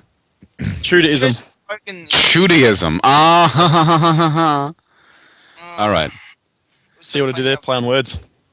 Okay, so wait a minute. So, Tusha, who was, offering or wanted to talk about a deal when they were six-handed, now says, "Stupid deal. Let's play." Well, yeah, because they worked it out so that Egg, who would get 16k less than third place, so obviously he's not happy with that. With 3 left. Yeah. See You Tuesday is going to play it out. Pickled Pleb is going to play it out. And then... I want to see the formula numbers here. It should be Well, yeah, if they just don't do a retarded deal, then it's not that hard to come to an agreement, but everyone's making ridiculous things at the minute. Yeah, it'll be interesting to see if a deal actually comes about. Because every deal is going to be retarded when you've got a guy who's got, like, how many percent of the chips? 70% of the chips locked up. Well, yeah, but still, 2k off first is ridiculous, seeing as if he wins and there's, like, 10k to play, then he's getting 8k more than first. Let's just run it out. Well, that's just a random example, but you know what I mean. Marco, just get on there and tell him to hurry up. Wait till you see this. What should I tell him? Just tell him to hurry up. Tell him Shoe grows weary. Shoe. Okay. My roast will be done in like an hour and a half, so hopefully they're done by then. What kind of roast is it, Dan? Oh, I can't sign in because... Damn, sir. Well, Marco, I'm signed in, but you clearly can't talk at a final table. No, I thought... Well, why can't I talk at least at a final table? I turn off observer chat because the rail gets too big. That's fucked. No. Especially at my final tables, Marco. I got a lot of fans. I was actually looking forward to doing some trolling, some light trolling. Yeah, man. How'd you ever, like, see that action, jeez? I'm using this bootleg software that I'm not really supposed to have, and the penalty can be a fine of or up to 6 months in prison. But oh wow, you're just putting yourself on the edge there, Marco. Hold on, let me report you to the FBI. That'll be pretty funny. Yeah.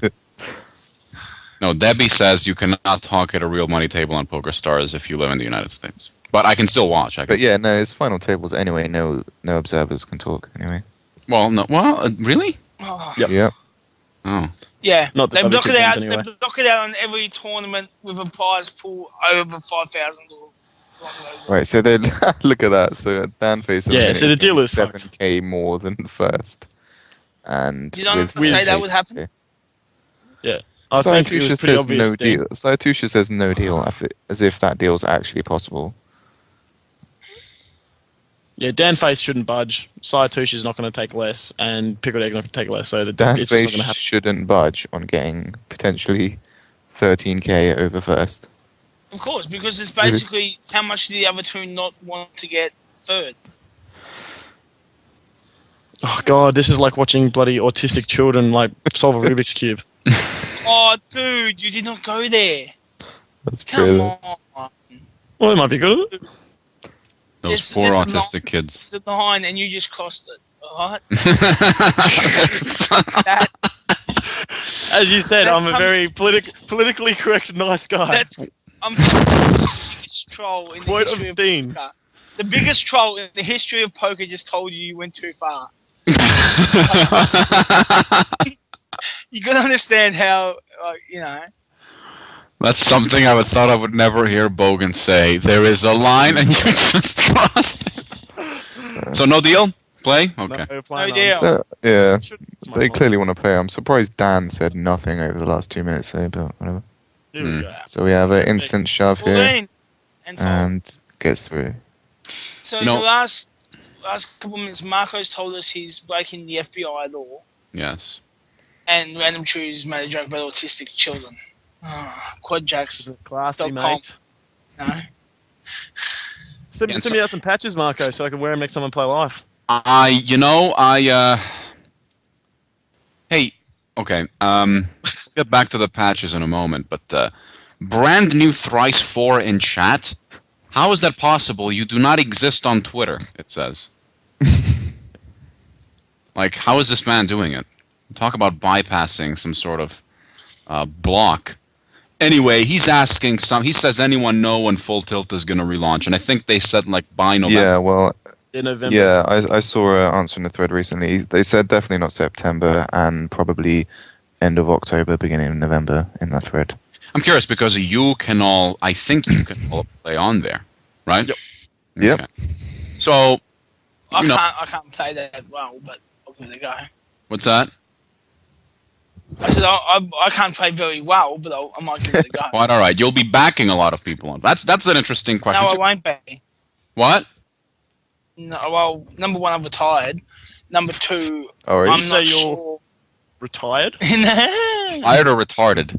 That's. I just wanted to. No, retired. To be honest, I'm not sure if I will allow staking on Full Tilt yet. I'm gonna have a look and basically see how it's set up first. So you said you're You're gonna wanna retired, you're wait. not backing. Yeah, you're gonna Not want to backing see how the anyone at the dust minute? clears. Wow, we Yeah, have a I'll- shove on a really dry flop. This is a weird shove right here. On such I a think dry everything's flop. just gonna have it, or like have something. Yeah, I mean, it just seems like, yeah, it gets through. I think he looks like just pissed off from the deal. From what it looks like, he's just come out ready to fling chips. He'll jam here. No, he No won't. anger. He's gonna make it 1-1-1-1-2-5. Oh, nearly. No, it's going to fold. Wow, So close. expert commentary by the Australian. So close, so close. Both wrong. I was really feeling the 1-1-1-1-2-5. Don't think he's ever made it that size during the whole tournament, but I was just feeling it at the time. I mean, I don't know how you guys feel about Full Tilt, but I'm a bit up in the air. I want to see how it settles down. I want to make sure they're not doing multi-entry tournaments. They probably All will, that sort of stuff. I think. It's going to depend on like their promotions, I think, to first start Gonna off. win and fold. Oh, we have a shove. Focus. I think the whole reason for the multi-entry tournaments was obviously a late generation thing. It was very bad for the poker economy. It was very bad for Wait, game quality. did the multi-entrants charge rake twice? I can't remember. Yes. No. Charge rate on every entry. Did they? Oh, yeah, they did. I didn't. Yes. Yeah, you're right, sorry. It was. Okay. I know it was right. It was used to. Face shows. You know. I lost It a lot was of money basically- that week. Yeah, but exactly. It was basically used to get more legs, paying more like. Yeah. Basically, like if you grind this. It'll be Well, yeah, like, I mean, it was pretty horrible on, like, the 1K Monday and stuff, but on the, the $26 thing, it was pretty good. The first time they did it, when they had the double guarantees as well, was awesome. I Yeah, remember that going with definitely- Australian poker folklore legend Benny Bunny 18. We were in Melbourne at the time playing something live and ended up just getting up in the morning and registering a hyper turbo because it was double guarantees and it was multi-entry and just loaded up 4 tables and that and won it in like an hour or something. Oh, we have a 4-bet came second, shove right? here. when I grind this, like, 4-bet I shove. grind the, Wow, he folds Oh, there. people that gets it through. Interesting. The stacks Not have even up cool. between these Well, I two guess- now, so it's going to be interesting to see the dynamic of how they play it out. Yeah. Because they're just going to, it's basically they're 'Cause- playing for second place. Yeah, because there's a 28K jump now between second and third. See, if Dan was clever, he'd try and do a deal now that they've got even stacks. Be like, Yeah. all right, boys.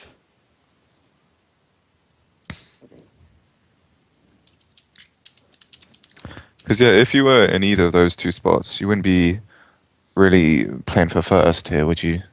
No, it's very unlikely. Like, even if you'd have to double up, you get 2 mil to 11, or like, what was it? Yeah, maybe 3 mil to 11. Yeah. And I mean, you can come back from that by any means, as long as you got, like a 20-ish to 30 big blind stack heads up. There's no reason why you can't run it up, but it'd be unlikely. Yeah. But stranger things have happened. I mean, Dean's got a child, so it means he's had intercourse before.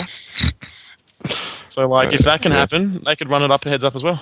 They can Dan put a man raises on- his flop, yeah. and I think he's light so much of the time when he makes it this size. But You don't know that. He could be doing this, like, inducing I as well. just think he's just trying to put pressure on him here. For sure. Like, that's going to be the And- majority case.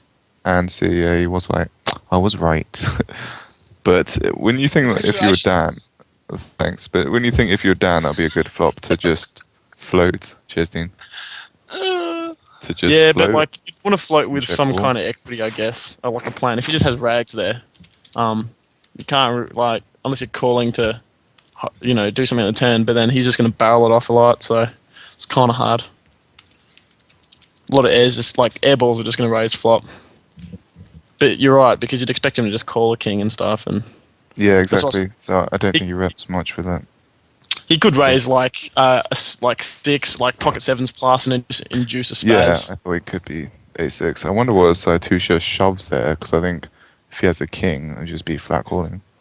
Who knows? Well, flat calling does look kind of weird. He could just jam like pocket 8s there.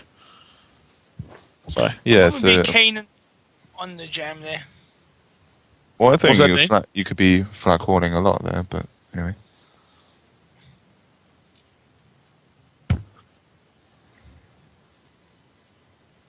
It's unknown. There's a question in chat about the Full Tilt pros who get sponsorship. I think it's unknown at this stage. They had a lot of red pros that weren't really that, I can announce that the first sponsor has already been announced, and it's Matthew Wakeman from JW 06 has been announced as a Full Tilt pro. Good for him. I don't think I've been aware of it yet, but Unfortunately, I don't think that's the case. Poor Matthew Wakeman isn't a pro. Although I do hear whispers about someone, Team Tricky Ducks. That's pretty. Late mail has come in, Team Tricky Ducks, for the Full Tilt sponsorship. Yeah? Well, I think they're always a chance. It's a pretty funny raise size to just make it like 6x to open. Yeah, this is just big. Like he's just not folding. So what's he putting it in? This is a draw. You'd think most of the time to draw. Yeah. Or he could be getting cute with a 10 and trying to have pickled egg stack off there. It's pretty funny. Host, for those that didn't read it, the host just said, "Guys, do any of you have any breakfast? I'm getting hungry." He's saying what we're all thinking. Hurry the hell up, boys. This is boring. Hurry up, we want some pickled eggs. Some pickled eggs, eh? So what are you having for dinner, Mr. Random True? Please, mate, I don't make enough to afford to eat. I only eat once a day. You sit there and you pick on me for being fat, but still having a good look on the woman. I didn't pick on you for being fat. Yeah, well, you've done it numerous times. I picked on you for being dumb. No, come on, I'm messing with you. Sir. There's another big bet on the flop here. Yeah. And another weird thing by the host to say with the smiley face. Yeah, apparently Zen1, the Team Online Pro, does have a girlfriend, or so he's asserting in chat. Yeah. Do you have any thoughts on this, Dean? Well, I mean, his girlfriend should already have food there for him. You have yours trained like that, do you? Well, of course. She makes sandwiches before she goes to work, puts them in the fridge, and then I chuck them in the bin and order Domino's. Did your girlfriend come with you on your trip to Adelaide? You're a smart ass, aren't you, little man? You're a fucking little smart ass. I'm going to belt you. No, she didn't. I left her behind. Okay, interesting. Pickled egg leaves just flop. Interesting line, Dan. Interesting line. You're going to die. You're going to die. Pickled egg, though, here. We're Plus, going to see what he's Dean up to. should either fill us in. No, we won't be doing any filling in. Oh, this is a weird. Yeah. And look, this is Bandface taking that raising line again. Very interesting. Yeah, he's just trying to bully them both into submission. And it won't be surprised if Dan folds here. Yeah, well, I mean, he did tank call the other time with Ace King. And he does fold, yeah. 2 out of 2. It's going to be, interesting when he actually does have a hand. Like, sure, he could probably do it if he raises there, he's decided that he's just going to snap fold or call. Yeah, that's exactly. Yeah. He's just putting pressure on him. And I mean, doing it the third time is going to look super strong, isn't it?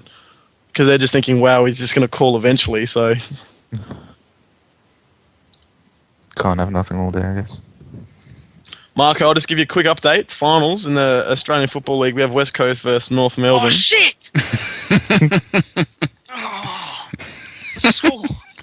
Dean, would you like a live update? Yes, please. West Coast Eagles have belted North Melbourne by the tune of basically just about 100 points with the last few seconds of the fourth quarter to go. Are you for who kick? What? Can we get goal kickers and best players, please?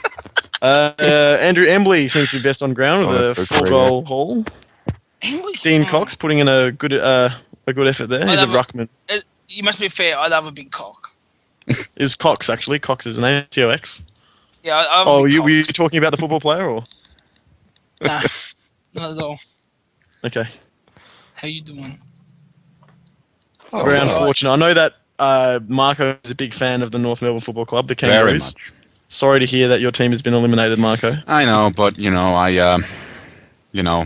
I appreciate that you're genuinely sorry, Stavan, and I will not be making any comparisons to, it's like getting a blowjob under the table or setting your mother on fire or something like that. You come to me, you say, Marco, I'm sorry, or something like that.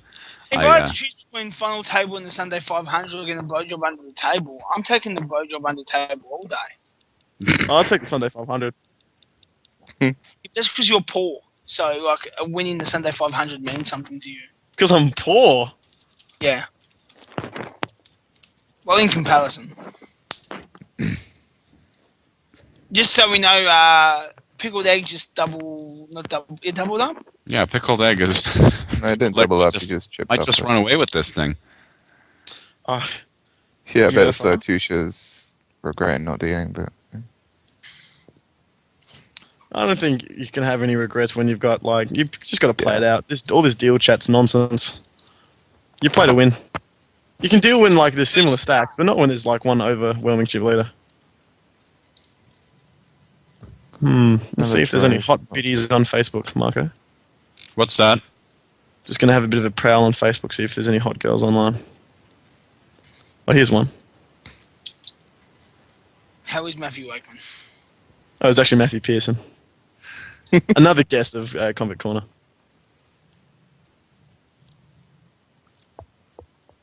I think Wakeman would be asleep by now.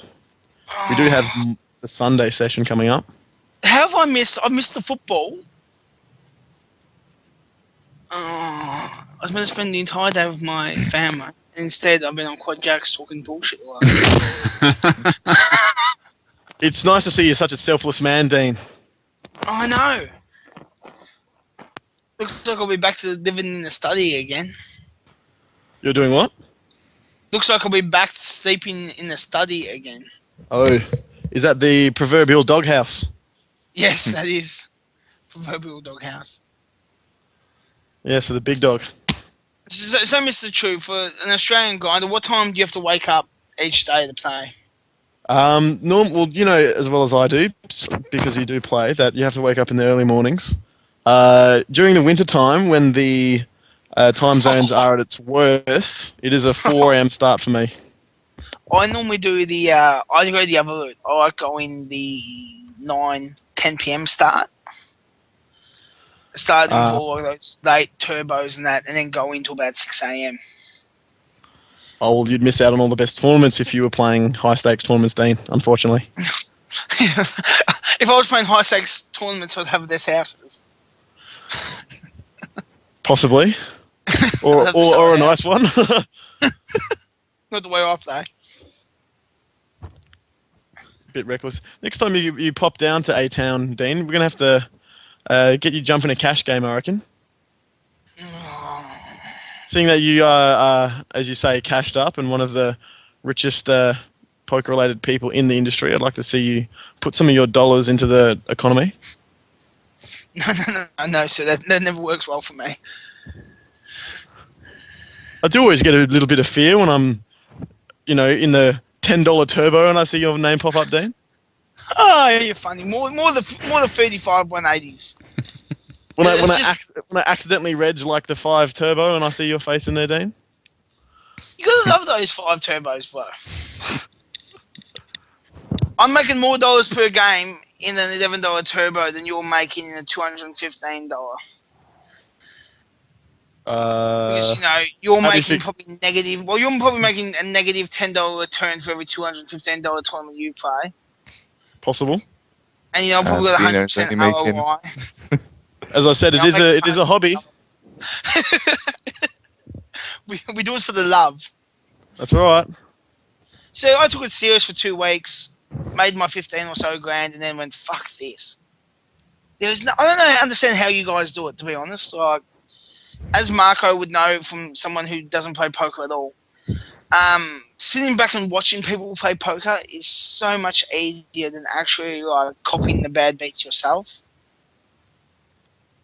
Sure. In my 2 weeks, I returned to grinding for 2 weeks. I went through 6 mouses. You seem like you might have a bit of an anger problem there, Dane. Well, obviously. Hi, I'm Dane. Have you met me before? Do I have an anger issue? It's like asking if I'm morbidly obese. You know, but you seem so stable. I can't wait to bash you in person. Seriously, How will tall are you, box me? Dane? How tall are you?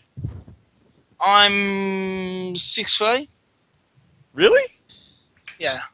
Are you actually legit 6'3", or you just pull my leg? Yeah, I'm 188.9 or something. You're a tall fella. And I'm 125. Oh, that's not years old or age, I take it. No, it's not age. That seems like you'd be quite heavy then, Dane. For a 6'3" man. You'd have a bit of a weight behind your punch. Yeah, just a little bit of weight. That's what happens when you drink as much as I do.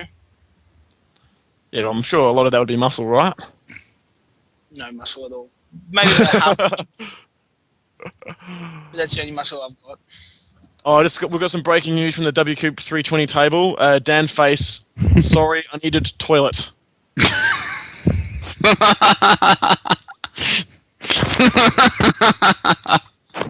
I just wanted to keep... I needed toilet. That is so funny. What's going on? Another talk of deal? Pickled Egg says, have fun, man. Sorry, I needed toilet. Oh, is that like a UK way of saying it, Benny? No, definitely not. I'm sorry, gentlemen. I needed toilet. Nice try. That's bad. That's my Benny. That was very good. Thank you. Okay. See, if Pickled Egg can actually take out See Tuesday, if the Pickled Pleb, he's going to have, 50 big blinds? And, I mean, 50 big blinds is a decent stack. So, like, I mean, you get the heads up with 50 big blinds, anything can happen. I've seen heads up pros like Matthew Wakeman demolish people with less.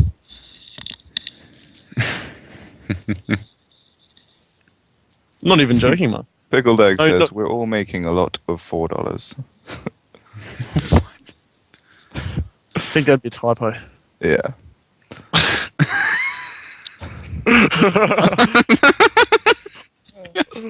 We're all making... Actually, what he actually says, Benny, is we're all making them a lot. All right, but I was just going to If you notice, the $4 symbol is next to the dollar. It's the same as the dollar symbol. So he's probably trying to do dollar, but he done. Well, he corrected himself later, so a lot of money.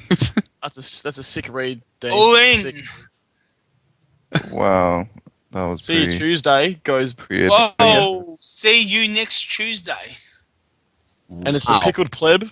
The Pickled Pleb. Versus Dan Face. Wow. I ain't gonna die. I hope this finishes very quickly. Sugar. Well, I've got a full house now. Yeah. What do you think of Dan's check raise? That's pretty good. You just didn't think Dan Face's check raise there? Pretty, fine. I mean, what else are you going to do? Well, I thought it'd lead the turn mostly, but... You can do whatever. Apparently, third place is good for $71, according to the host. Another sort of typo of $71. To be fair, $71 win. Definitely decent. That's my normal 180. And Dan says $71 not that good. This is riveting stuff, gentlemen. This chat is... I think we have a meeting of Mensa. I think we've had a very good time. I've really enjoyed listening to you guys. Oh no, not us. We've been nothing but quality. We're talking. Oh God, Marco. I hope you don't get paid seriously. Bogan. How is your boss Zach going? How is he doing? Your boss Zach, how is he going? He's doing all right. He's probably your listening superior. right now. Yes. Can we get Zach on? If he wants to, if he's listening, then up to him to either accept the invitation or decline. I was just trying to give Zach a bit of a pump up. He obviously hasn't received it that well, or in the manner I had intended. Apologies, No, Zach. you are my guest tonight, Stevan. I thought I was your guest. Hmm? Oh. How can you say Chew is your guest? Stevan. Because I actually wanted to have a poker player on. So Benny, you just insult Benny even more, sir. Sorry, an Australian poker player. Sorry, Benny. Just insult him even more. You absolutely, God, you're a douchebag. Seriously. I wouldn't insult Benny. He's mates with Morgan. We've already gone through this. Benny, do you know a guy called Steve? Oh yeah. Oh, Chew. You're in Adelaide, right? I know a guy called Dave in Brisbane. Is that I've been to Brisbane once. I think I might have crossed paths with Dave. nice. Good bloke. Marco Real is random. I'm trying to talk, so shut up. Okay, mate. Is QuadJacks going to make an appearance at the Aussie Millions this year, or? When is the Aussie Millions exactly? In I January. wouldn't know. I'm banned from Crown Casino. Are you really? Yes. No, please, really? No. No, I am. I really am. Why are you banned from Crown Casino? Just a disagreement between me, someone who owed you money, and a chair. And a chair? Yeah. There was a chair involved. Well, a former chair now. A former chair. Take a moment of silence for the chair. Okay, that's enough. I think we'd like to, actually, Dean. I'm not sure what would we do at the Aussie Millions. You guys have been there. I'll take think what yeah. that's to do. It'd just be similar to the World Series. You just come up and Yeah. do a bit of a live coverage. I know that you'd have some of Australia's finest talent on display. Not myself. Let's be fair, Marco. If you can try and get a free, trip into Australia, you should just be trying to do whatever you can to get here, right? It is a great. It doesn't have to be, Melbourne. There doesn't have to be a reason. You got Australian Open on. It's perfect time of year. Weather's beautiful. No, we would both love to, and we might. It will all depend on whether or not I can get more panelists on the program and thus make more and more in commission. I mean, obviously, Random True will be bus day one. I can commentate from the outside of the building if you give me something to check out. But it's in Jan, isn't it? Aussie Millions, yes, January. January until I think maybe the first week of Feb, but all the good stuff's late January. Mm. Yeah. And the schedule's very good as well. It is. Oh, we have a four there.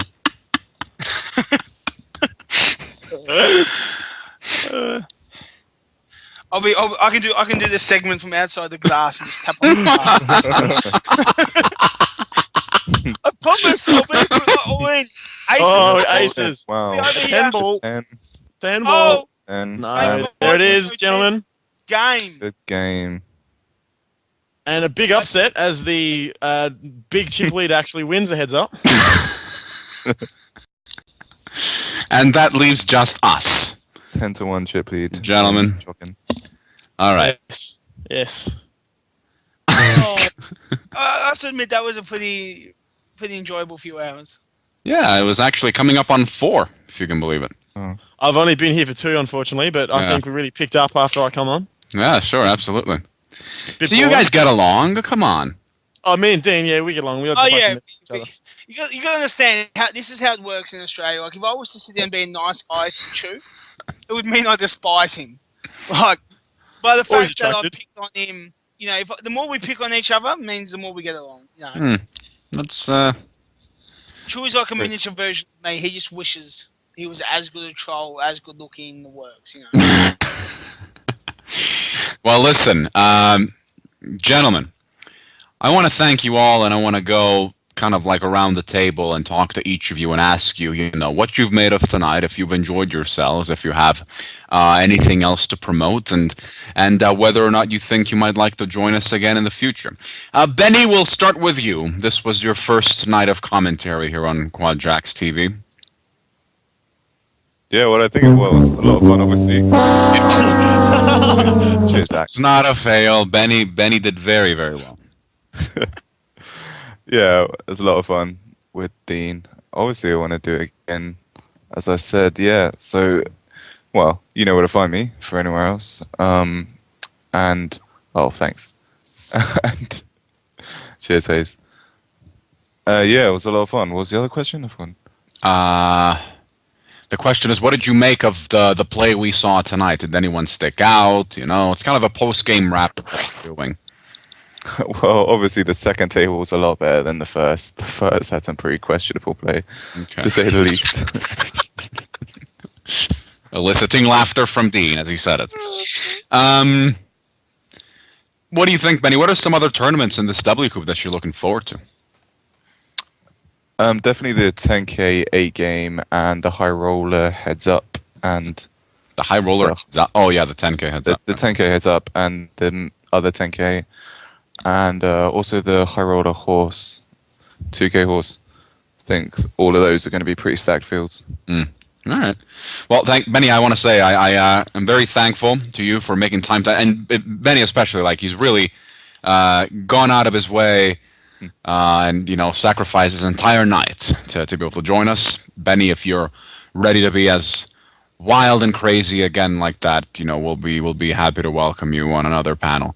Here, sounds good. So WCOOP. And you can follow Benny on Twitter, I believe, at BennyG666 or 444. 444. Yeah. What was I thinking 666? What do you think that is? Huh?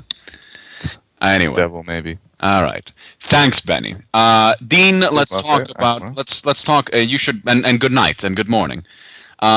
Dean, let's talk about you. Dean, once again, thanks so much. Dean, I think this was not your first time on QuadJacks. Well, it was neither Benny's, but this was also the first night, I believe, that you lent yourself to commentary on QuadJacks TV. Was it not? What did you make of it?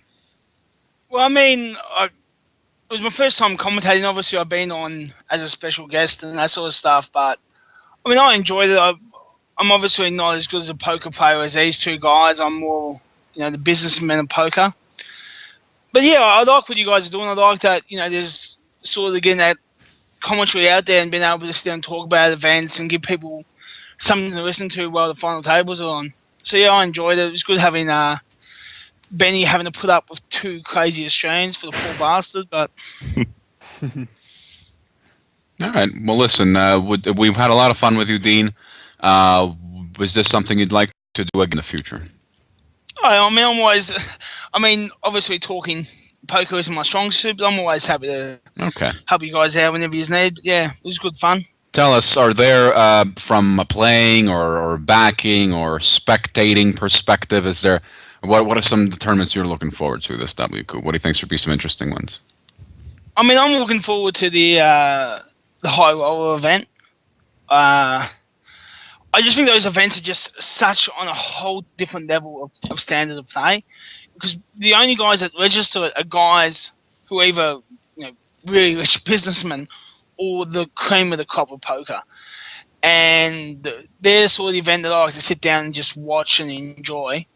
Other than that, I mean, I'll probably play a few events myself, but yeah, I think basically the high rollers event to watch.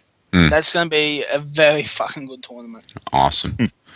And you can follow Dean Bogan on Twitter at Team Bogan Online. Yeah. Obviously, you. And any staking, all that sort of stuff, you can find ways to get a hold of me if I ever come out of retirement. Awesome. I hope you will. I think the online poker industry is much better off with you in it, actively in it. Chu! Hi. Random Chu, how are you feeling, buddy? A little bit fatigued. I've been up since 2 a.m. this morning. It is now 5 in the afternoon. After this, I'll have a bite to eat and have a nap, and then get ready to get up tomorrow and play Sunday WCOOP sessions, which are always good fun. Yeah, no, these are, like you, I think, as out of the panel we have in front of us, you're probably going to be the most active in this WCOOP as a player. So what are events you're looking forward to watching along with the rest of us here on QuadJacks, but also playing? Well, I mean, everyone's going to watch the things like the 10K high rollers and stuff. Right. In terms of playing, I really like WCOOP. When all the big buy-in stuff's always, great fun to play. Looking forward to the main event, obviously, the 5K. It's a big buy-in, but it should, get a big field, and I don't reckon it's going to be too bad. All of the 1Ks during the week, I love the structure of them. They're great to play. And I'm also looking forward to playing the 2K as well. So we're going to see how that turns out. There's some stuff in the early morning that I can't play because the late reg is just too, it's only an hour. So the things like the 500 rebuy, it's probably best not to play that anyway because someone like me would be in for a lot.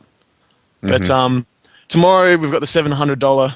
I think it's pretty much the, main event for tomorrow. Are you playing anything on Hold'em, Chew? No, just Hold'em, mate. Just going to try and learn the one game before I branch out into the others. So, fair enough.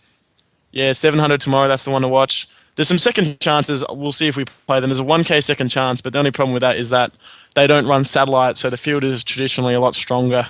So we'll see if we jump in that as well. True, you've been great tonight. Again, I liked you all very much. You all made me laugh very much. I'm very thankful for that. I had a very good time. I hope you guys had a good time as well.